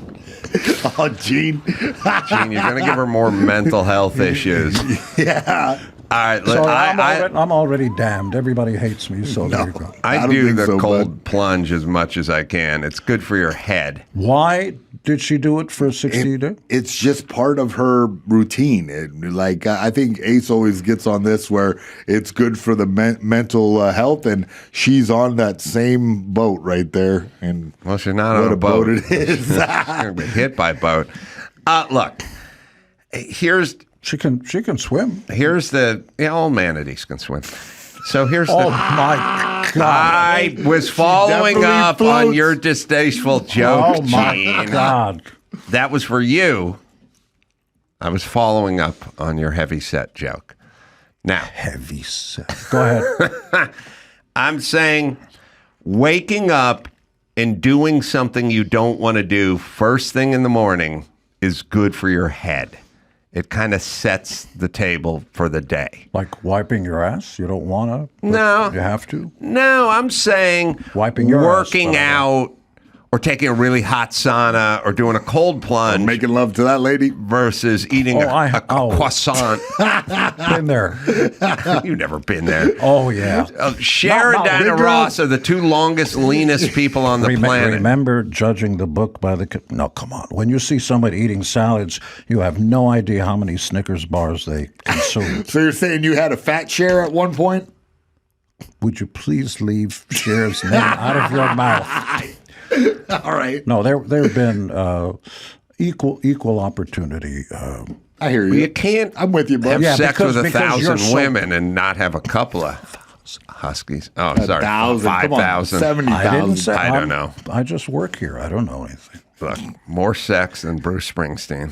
Catalog. Yeah, that we know. That we know. So, look. You do this, it's good for your head. I don't know if it's good for inflammation. I don't know if it's good for your joints. I do know athletes sit in a cold tub after they're done playing the Super Bowl, so there's something with the joints. That's not just about their head. But, what is your ritual, Gene? You're in fantastic shape. No, none. I've never had a massage. Never. I'm fascinated when people sit in front of me, especially in good shape, and they move their heads and you hear, like somebody's crushing a Ritz cracker. I don't understand it. Never had a massage? No. Never had a manicure or pedicure? Hell no. No? No. I was kind of with you on that, but women usually are the tip of the spear, so I can't believe a woman didn't say... What does that mean? No, I'm saying they go... We should get a massage. And then you go, I don't know. And they go, I'm going to call the person. I'm going to have them come and go do a massage. Well, and then the next thing you know, someone's at your door and you're getting a massage. My beloved, Shannon we have Tweed. 2 kids with, worship the ground she walks on. We've got a guy who's like a hippie king who comes over and, spirits and crystals. The fuck he's talking about. Right. But he's a great guy. And he comes over to the house with his special table, and all this stuff. And, he massages her and stuff. And Shannon said, he's never had a thing or whatever. I go, well, maybe he's not flexible and all that. And my hand to God, he put me on the table with my clothes on, bitch. I didn't. And, he moves my knees up, did that thing where your ankles go a little bit behind your head, and he turned to her, and I win again. Shannon, he's very flexible. I win. Now, women project because they want a massage. So they go, you look tense, or you're storing all your anger in your shoulders or something, and then they get a massage. But that's not how guys get rid of tense feelings. No. You have sex with well over 1,000 women. When you got a schmeckle, and that's your stress reliever. Yeah, I agree. Or maybe it's his schmeckle. Stress reliever. Yeah, that's a schmeckle stress relief option. It's supposed to be the best. Listen. I don't think we need a massage. I don't think we need anything. I think people are way too up in their head, and they're talking about their journey all the time and about overcoming everything. Just get up, get the fuck to work. But if you can create a little diversity, adversity. If you can create a little adversity in your life, it'll make you a little stronger. Meaning, you get up and you want Danish for breakfast, but you don't. You eat scrambled eggs, and you feel a little better about yourself when the you're done. hard-working people on this planet, especially American farmers especially, they get up at the crack of dawn. They work their butts off all day long and everything. They don't worry about bacon, schmaking, or they just eat. They don't need therapy. Guess what? They don't work out. No, they're old school thin. They work. It's called working. It's called working. Yeah.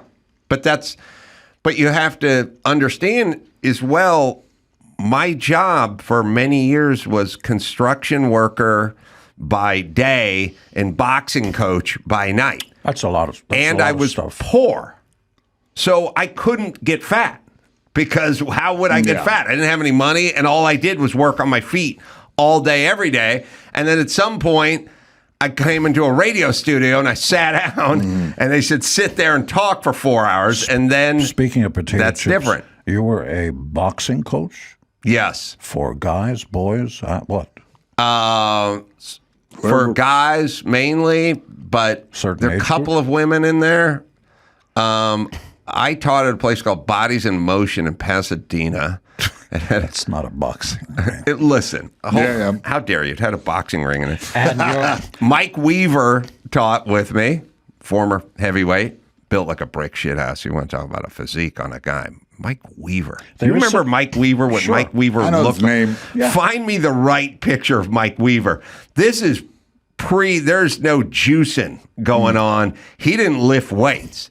He was just a brick shit house. There is such a thing as DNA. There is such a thing as DNA, and Mike Weaver got himself a heaping helping of DNA. If you find heavyweight Mike Weaver, anyway, heavyweight Mike Weaver taught, and then the Weaver triplets taught. Yeah, his half brother. That's a beast, yep. Hey, is that a fucking beast? Oh yeah. I mean, it's not like Mike Weaver was. That would be about 160-pound guy, right? Mike Weaver is 230. Well, not there. He's a heavyweight. How tall? He's 6'2". Oh, he is? Yeah, that's a big guy. That's what I'm saying. He's built like a 5'6" gymnast. Yeah. Well, he's built. I mean, first off, Mike Tyson, who? I mean, when you see this guy with his shirt off, it's nuts. That guy, when I worked with him, he was 45. He looked the same way. It was nuts. Crazy genetic. First off, genetics. Where's the guy's hips? He has no waist. Yep. He doesn't possess a waist. You like that, do you? It would be nice if I just kept going. It goes from your lats, and it just keeps going down till your balls. And by the way, I got to say this about Mike Weaver. He does not resemble Sigourney at all. No. It's amazing to think that they're brother and sister. Close cousin. Find me another Mike Weaver. You didn't have to nail the head. Yeah, you're right. I didn't. You did it. You made the joke. I didn't have to circle back with the math. Mike Weaver is 6'1". Yeah, that's amazing. 210, but I bet he was, well, when I knew him, he was probably 230 or whatever. But that guy's fucking jacked. I taught with him, and I taught with his half triplet brothers, Lloyd, Floyd, and Troy. You're making this up. No, there's the Fighting Weaver triplets that I worked with. There, you can find them too. Not Mike Weaver's size. Step one, the most important thing of getting in the ring or getting in front of somebody is what in boxing?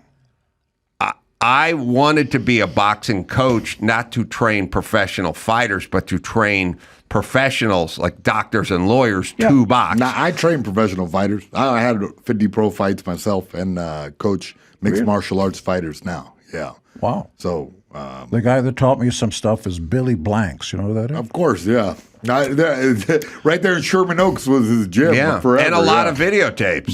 But he would have classes where he'd surround himself with 10 to 15 of his students, and he'd be in the middle.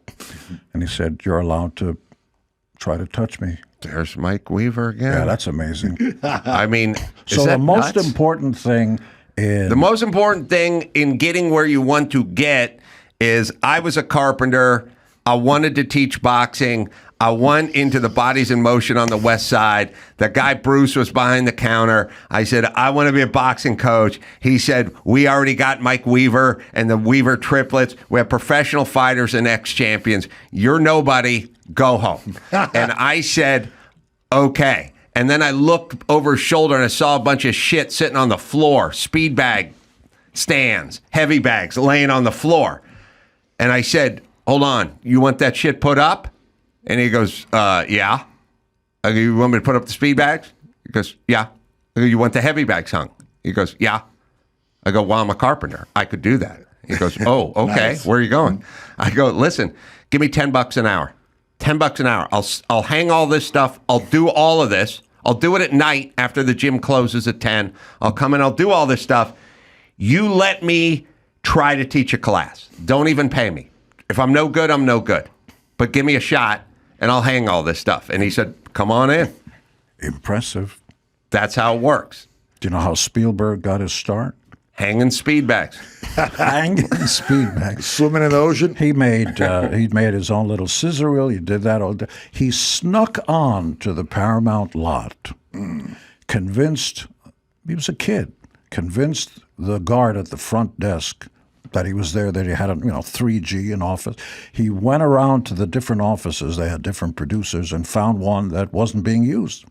And he put his name up, Spielberg, and started coming there every day. And then they discovered him all. And then, they took a look at his thing. But he squatted at the Paramount lot. He did. And not only, in essence, you're only going to get the respect you demand. Mm-hmm. The mountain ain't coming to you, Muhammad. You got to go to it. Mm-hmm. You did exactly the same thing. Mayhem, you're going to know this term, Gene. You're not, but you got to have chutzpah. Yeah. Chutzpah.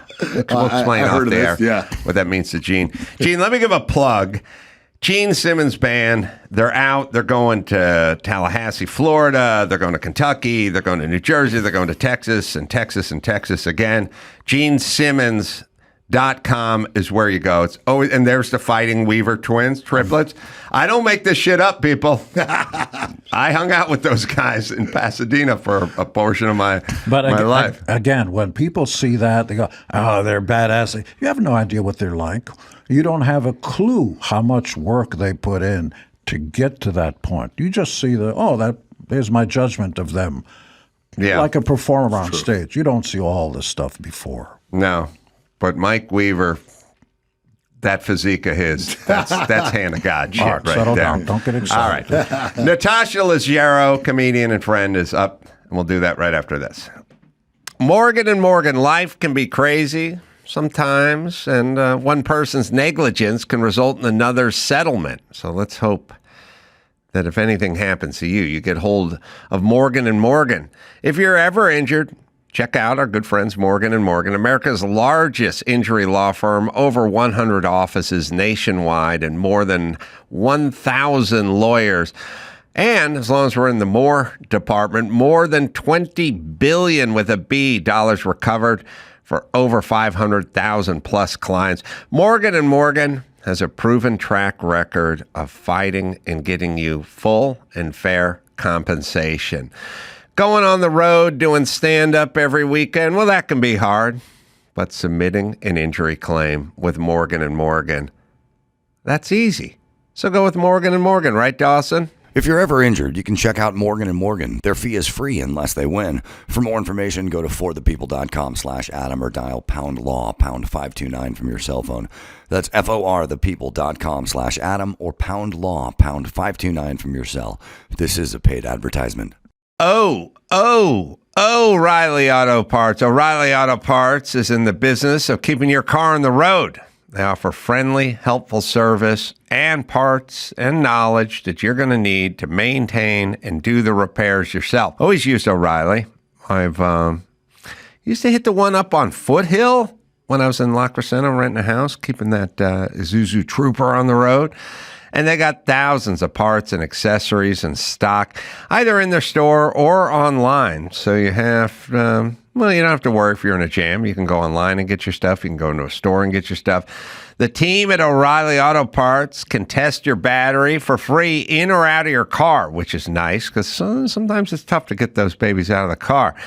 You need your windshield wipers replaced, brake light fixed, or a quick service. Well, they'll help you find the right part or point you to the nearest local repair shop as well and get help there.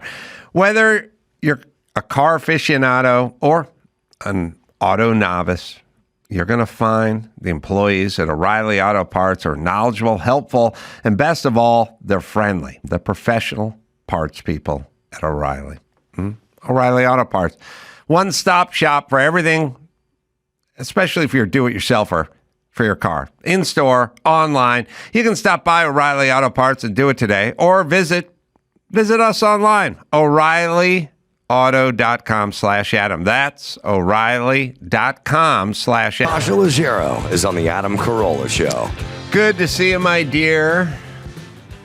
Hi, Adam. I was just hearing you talk to Gene. How do we get our kids to have chutzpah when they have everything they've ever wanted? You know, as a parent of spoiled children, I wrestle with this. In that, you want to hear some? I was thinking about this morning, right? Think about this, how we grew up, and think about this request from my daughter yesterday. Okay. Just picture this. And then picture your child. I don't know. I know something about your childhood, but mine was very poor. And mine too. And not only poor, there's kind of two kinds of poor. We don't have enough money to go to Disneyland or buy a new car, but I'll throw the ball around with your son in the yard because it's the simple pleasures that count. And then there's poor and downtrodden. We were poor and downtrodden. We were depressed and poor. I coined a phrase the other day, which is instead of hyperbole, low-perbole. That's what my family did. They went low with everything. Like, oh. So here's an actual thing that left my 18-year-old daughter's mouth yesterday. I said, well, we're going to New York in a couple days for a kind of vacation with the kids. Which would have been completely off the table. Getting on an airplane would have been off the table for me growing up. It wasn't on the table. There was no anything. And we're flying there privately. We're going private because we're going with Mark Garagos, who's an attorney, friend of the family. And he's got a jet. He's going to New York. So we're just going to jump in his jet and go to New York.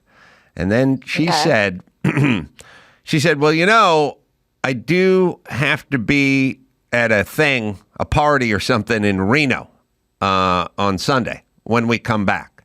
I said, oh, okay. And she goes, you think on the way back, Mark could just land in Reno and drop me off? I said, oh my God. And she goes, well, I mean, you can ask him, right? And I said, no, I'm not going to ask him. And she goes, well, what's the harm in asking? I go, well, he may say yes. So that's number one. But I'm not asking him because, no, I'm not asking him. He's flying you to, we're already going to New York private. So no, there will be no drop off. You will not be parachuting in Reno. But He's like, Daddy, please don't make me take a public plane. Yeah, there are all sorts of unwashed masses on. No, she's not really spoiled. She is spoiled, but what I'm saying is she's not a crazed narcissist. She's just like, well, I got to be in Reno, so maybe you could drop me off. It's so hard. I gave my daughter a present this morning because I've been on the road for 2 days and she didn't like it and started crying. And I'm just like, ugh, what am I? And I don't know how to react to that. I don't know what to do. I just get sad, and it makes me want to like not give her anything.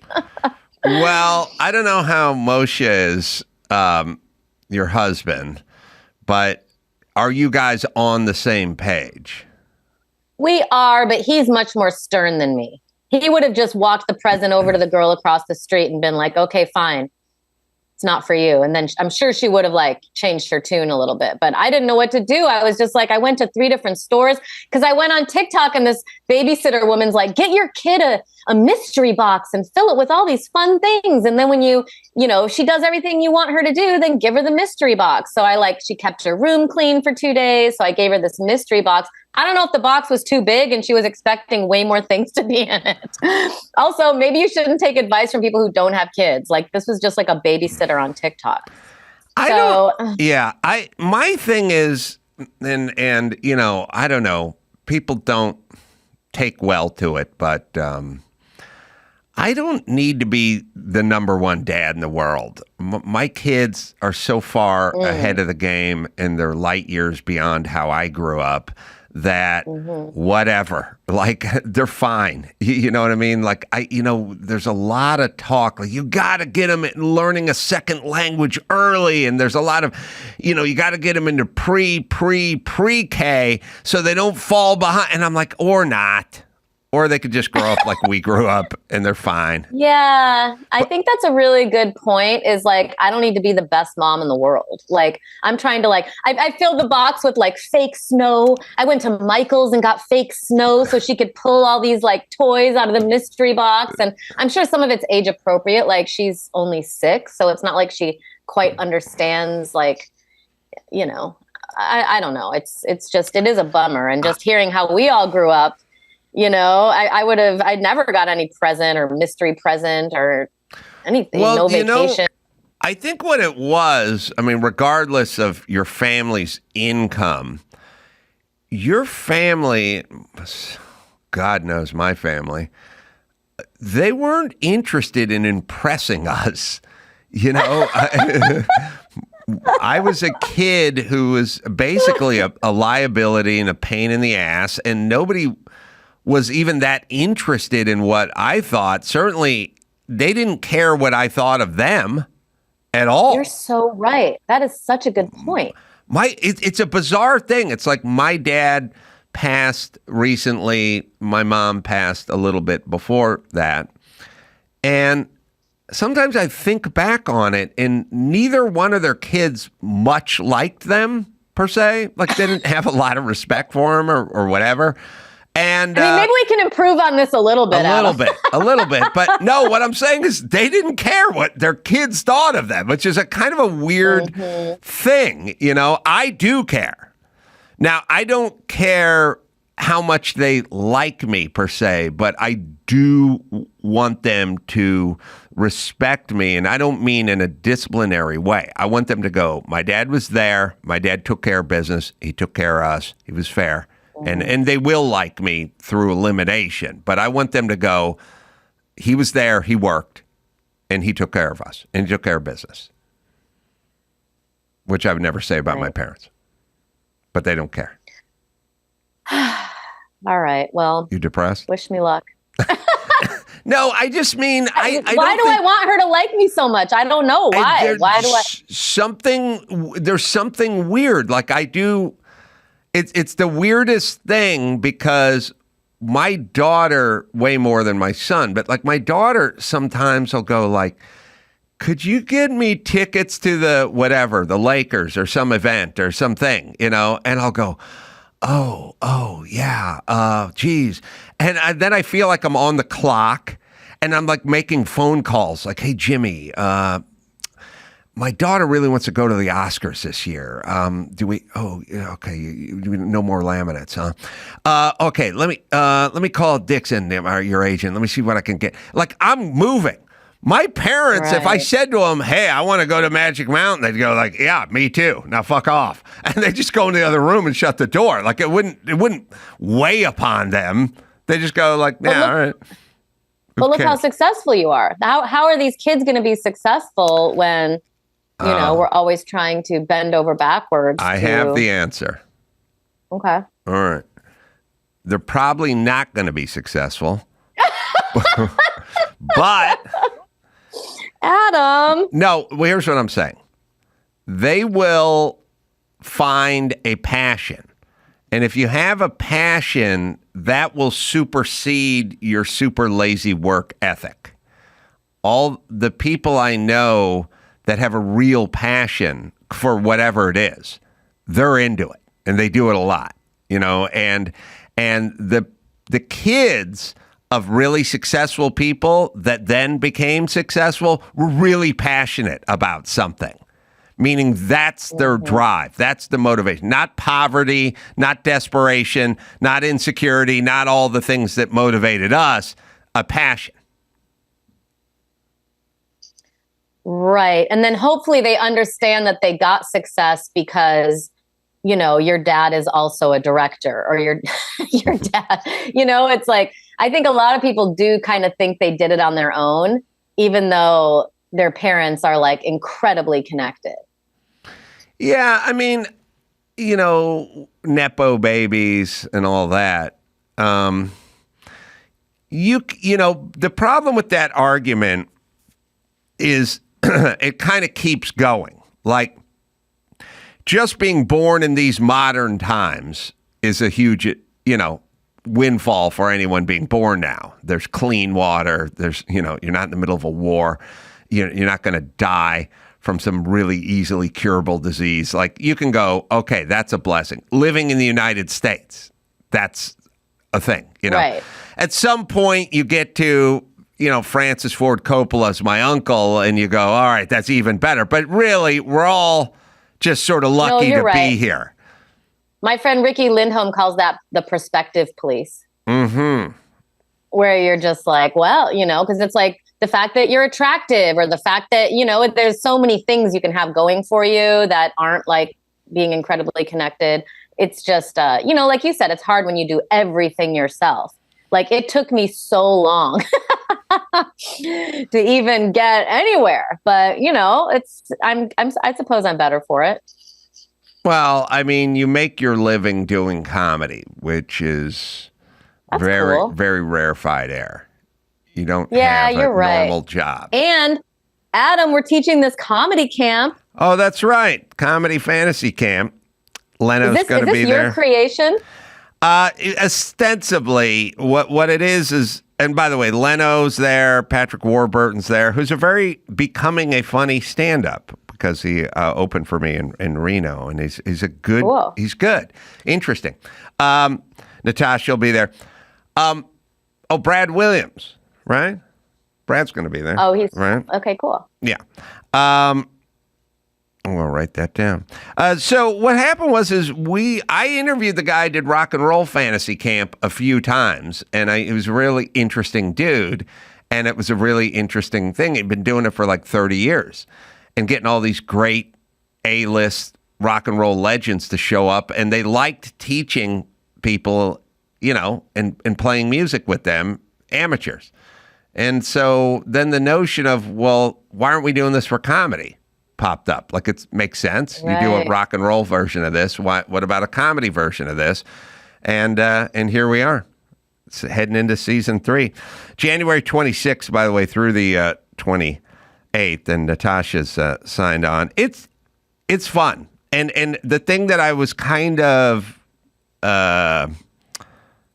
apprehensive about is, like, I was going to Leno, like, you want to do this thing? And I thought he was going to go, that sounds lame, but everyone has dug it because they like the mentor part of this. They like the part where they're, Jay, like, Jay's a natural mentor. He is. Like, I'd say, Jay, just go up there and do 40 minutes and talk to answer some questions. Now, 90 minutes later, he's still on stage. He loves it.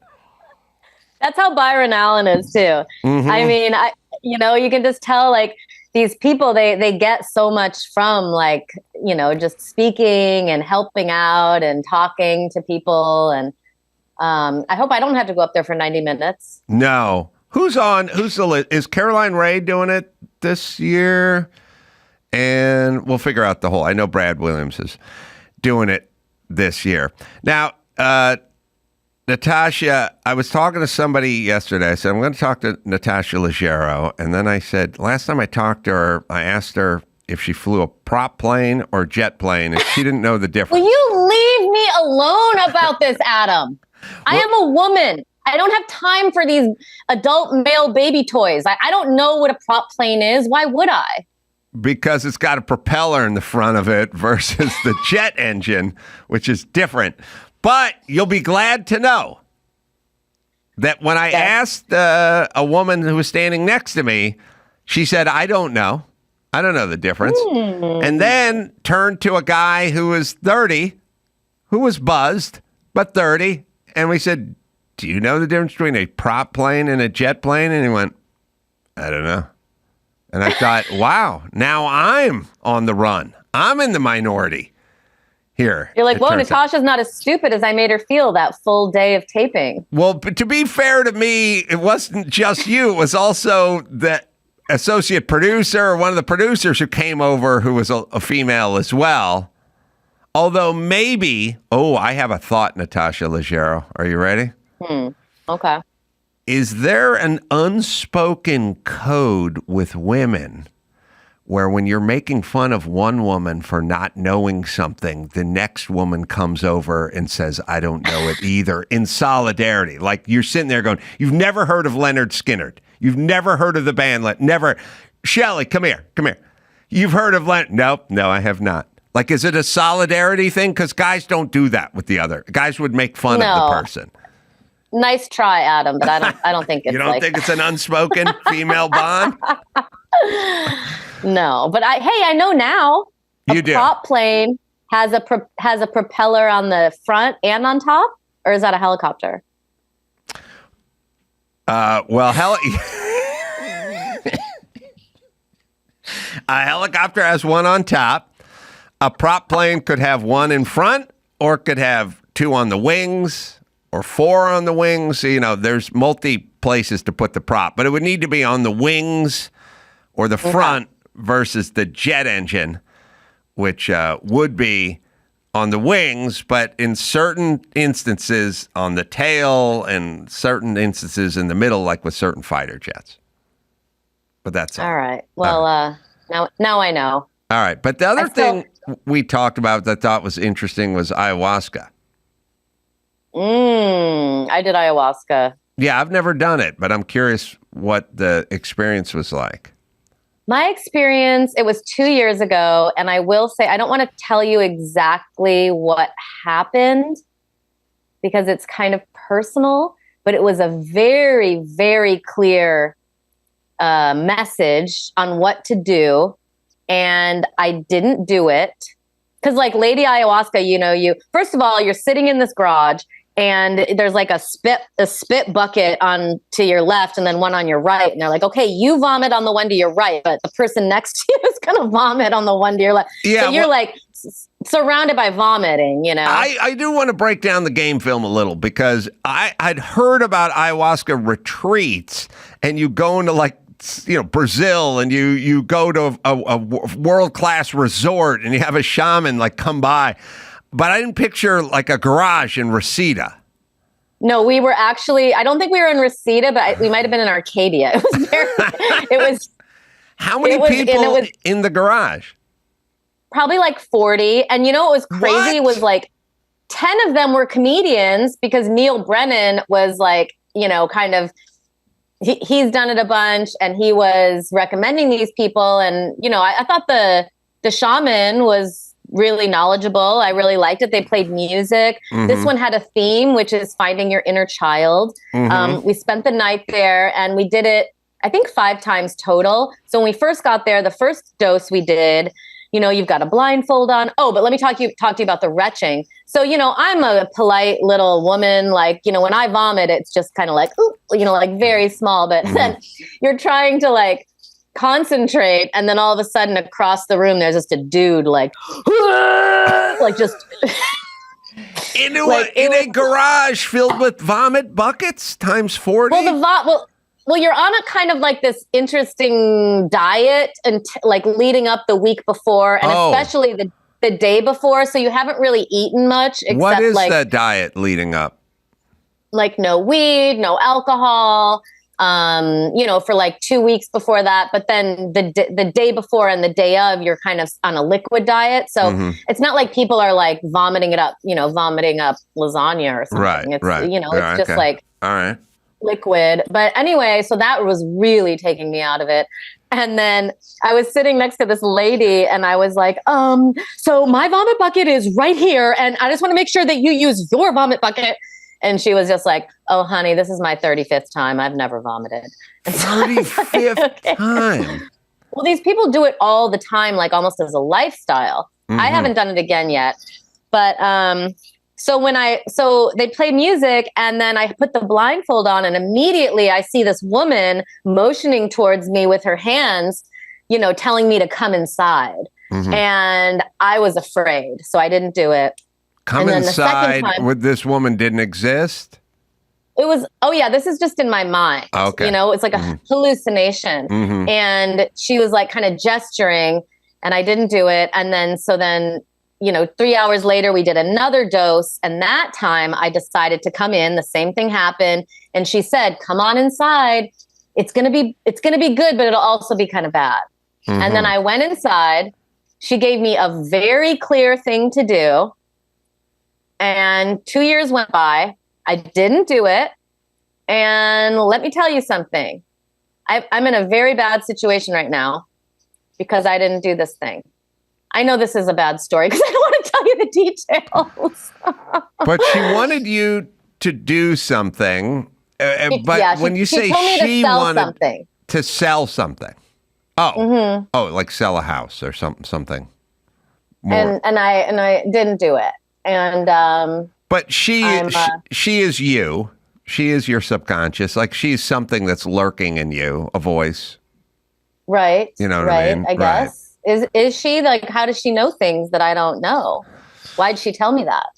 I would assume that in everybody there's a voice that says some small voice that says, you know, sell this and move there or get a divorce or quit your job. You know, it's always a kind of a little lurking kind of, I don't know if it's a devil on your shoulder or something, but there's always a little thing like you'd be better off on your own, or you'd be better off you just sold this place and moved to somewhere else, a Portland area or something, you know, like so I would imagine when you get into a very altered and open state, those little voices that were very little may become more prominent, you know, and maybe. But don't you think there's like a lady ayahuasca or like, what's the point of the drug then?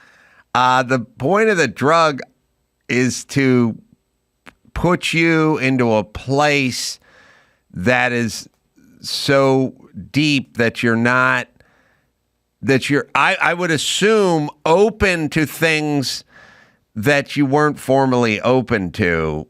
Or for instance, I'll just say, I mean, look, you sit around, you got the TV on, you're looking at your phone, you know, you're not really open to things. You're sort of worried about, what are we eating for dinner tonight? You know, whatever.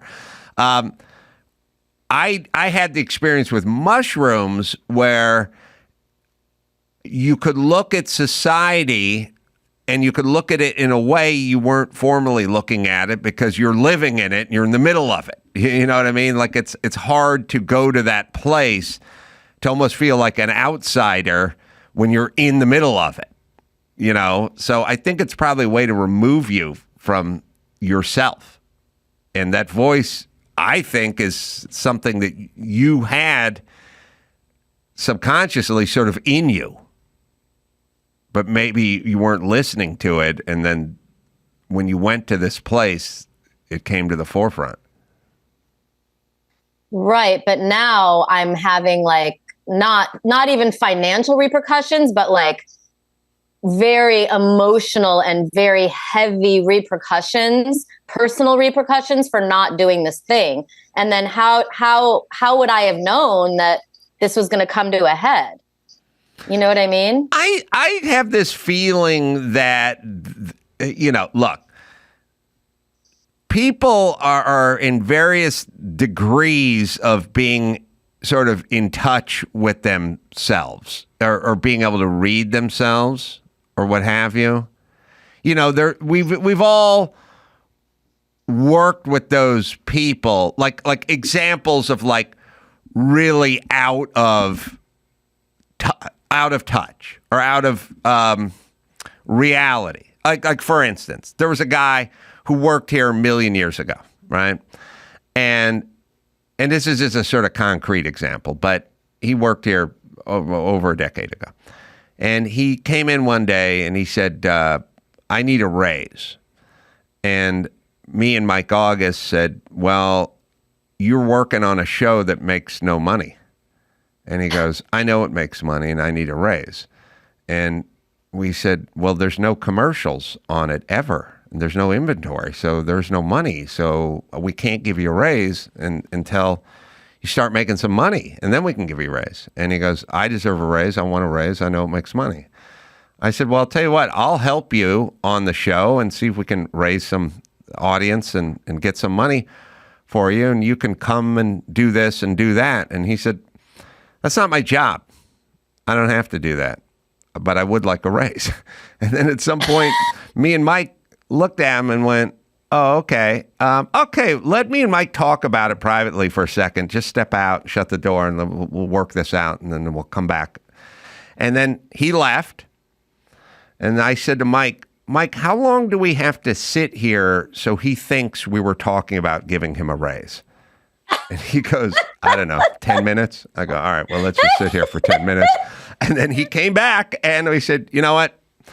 We agree. Yeah, you deserve a raise. We can't give you one, and we hate to see you leave, but good luck out there. And he left. Now, he had no idea what the lay of the land was, what we were thinking, or I don't know what he thought, but he was not in tune with reality. Let's just put it to you that way. Then there are people that are like very tuned up. They're just instinctual. They know themselves well, and they know what'll work and what's not going to work and things like that. And then there's everyone in between. There are people who sit in the car and the cop goes, I'm going to ask you one more time to step out of this vehicle. And if you don't do it, I'm going to arrest you. And they go, I don't understand. And they go, okay, now I'm arresting you. It's like, dude, he told you what was going to happen. You didn't do it. But you're so out of tune with yourself and maybe reality that you don't feel it or know it. I mean, there's people whose adult kids haven't talked to them in 20 years and they're fine with it. They like blame the kids or whatever. It's out of. I just believe when you did the ayahuasca thing, your tuned up self got to you that maybe you were ignoring before. Although but what about time happening maybe all at the same time? Like maybe there was a part of me that knew that this was going to happen. I don't know. What were you going to say? I like the ayahuasca genie theory, though, that you're floating 10 minutes earlier. Like there's an actual ayahuasca genie. She was telling me to come in with her hand, Like what she was like she looked she was gorgeous, She looked like a Barbara like a snake charmer lady. Okay. No, she had dark hair. But I mean, everyone had such interesting experiences. Like one woman was like, I was sitting at the wall in Berlin, and there was a woman turning people in that they were Jewish. And this woman came back to me and she said, please, I'm so sorry. I turned people in for being Jewish. Can you clean my soul? And so I spent my whole ayahuasca journey cleaning this woman's soul. And she's And I'm like, what? Like, and the woman's like, I always wanted to clean someone's soul. I mean, people were having like, that's why mine was crazy, because it was just like a to-do list kind of thing. But yeah, it was like everybody just had. And then another woman said she learned how to meditate, and the genie lady, she had some version of a genie lady who told her, who taught her what all the chakras were. And this woman's like, I didn't know what the chakras were. And then she went through them and said what she learned during the journey. Now, I know someone like you, a cynic, is going to say, well, she probably already knew what those were or heard them in a yoga class. But I'm just saying, like, there were 40 people and everybody had like completely different experiences. Yeah, I'm not a cynic. I think it's an interesting, experiment. I think it's probably a good thing. I kind of want to go back, though, because I'm like, I didn't do what she said. And now I'm having all of this like tumultuous, emotional, pretty much the hardest thing I've ever had to go through in my adult life. And, it's kind of crazy. But then there was that thing on Netflix. I forget who it was, but he says it's almost like ayahuasca and these kind of drugs. They're almost like ski slopes. Like they actually create new slopes going down your mind, like the patterns that you always do, they're so worn in your head that you're just always going down those same paths. So whereas like the ayahuasca and the LSD, it opens you up to create these new paths that you would have never slid down, Does that make sense? I'm not explaining. Yeah, no, I look, we're in a stage of society where we're no longer worried about shelter and fire and warmth and elements and wild animals and stuff. And we're going in different directions now. You know what I mean? We have the luxury of exploring things that nobody who came before us had really the luxury of exploring because they're too busy trying to survive, essentially. Right. It's back to our kids versus our childhood. You know what I mean? Right. Like we were trying to survive. We weren't in luxury phase, exploring phase. We were in where we eating phase. We were bored, locked in a car while our parents did errands. Yeah, they're literally getting dragged to tons of stuff I didn't want to go to and just sitting there constantly while people ran errands, and you sat in a car or sat in some store you didn't want to sit in or whatever that had a weird smell to it, and you just sat there. It's not like you had a Game Boy in your lap or anything. You just sat there staring at the wall. Or you were promised a mystery present if you got through it. It was just kind of like, torture. Well, but the mystery present may have... That's a hypothetical for me, though. My parents didn't have the mystery present, but they didn't also do a lot of things, so I didn't have to I didn't get dragged along too much. Listen, I think the ayahuasca was awesome. I also got another transmission of like who I really was, and it was kind of a feeling, but it was very strong, and it stayed with me for a while. I mean, now I just have to remember it. Like right now I'm remembering it, but it was very powerful. I think you should go sorry back. To be so vague. No, listen, when I see you in person, you'll catch me up. And I'll tell you. When I see you, do we have our fantasy camp lineup, by the way, that I asked for 20 minutes ago? Or not? Or sorry, it's just the ones that you guys mentioned. Oh, Brad Williams. We found no one else besides Brad and Patrick and Jay and you two. Oh, okay. Well, you can represent that on my little screen, so I will not think it's missing. Comedy Fantasy Camp, that'll be with all the aforementioned comedians and now Natasha Leggero as well. January 26th through the 28th. It's out here in L.A. And the podcast, the Endless Honeymoon podcast, available on Apple Podcasts, Spotify, and wherever you find finer podcasts. NatashaLeggero.com is where you go for live dates, I'm assuming, as well. Yes, I have a bunch of dates coming up. I'm going to Philadelphia next week. I'm going to Raleigh. I've got dates all up 2025. I am traveling, touring, getting away from my family. I'm so excited. Yeah, I know. It's great. And now, remember, when you come back, you got to bring a gift. No more gifts. I know. I'm like traumatized by that. Fuck it. I feel like I'm in an abusive relationship. That little siren who came to you in the heights of your highness should have told you no more gifts. Natasha, always great to see you, my dear. And I'll see you. I'll see you next week or in a couple weeks. Oh, yeah. Look forward to it.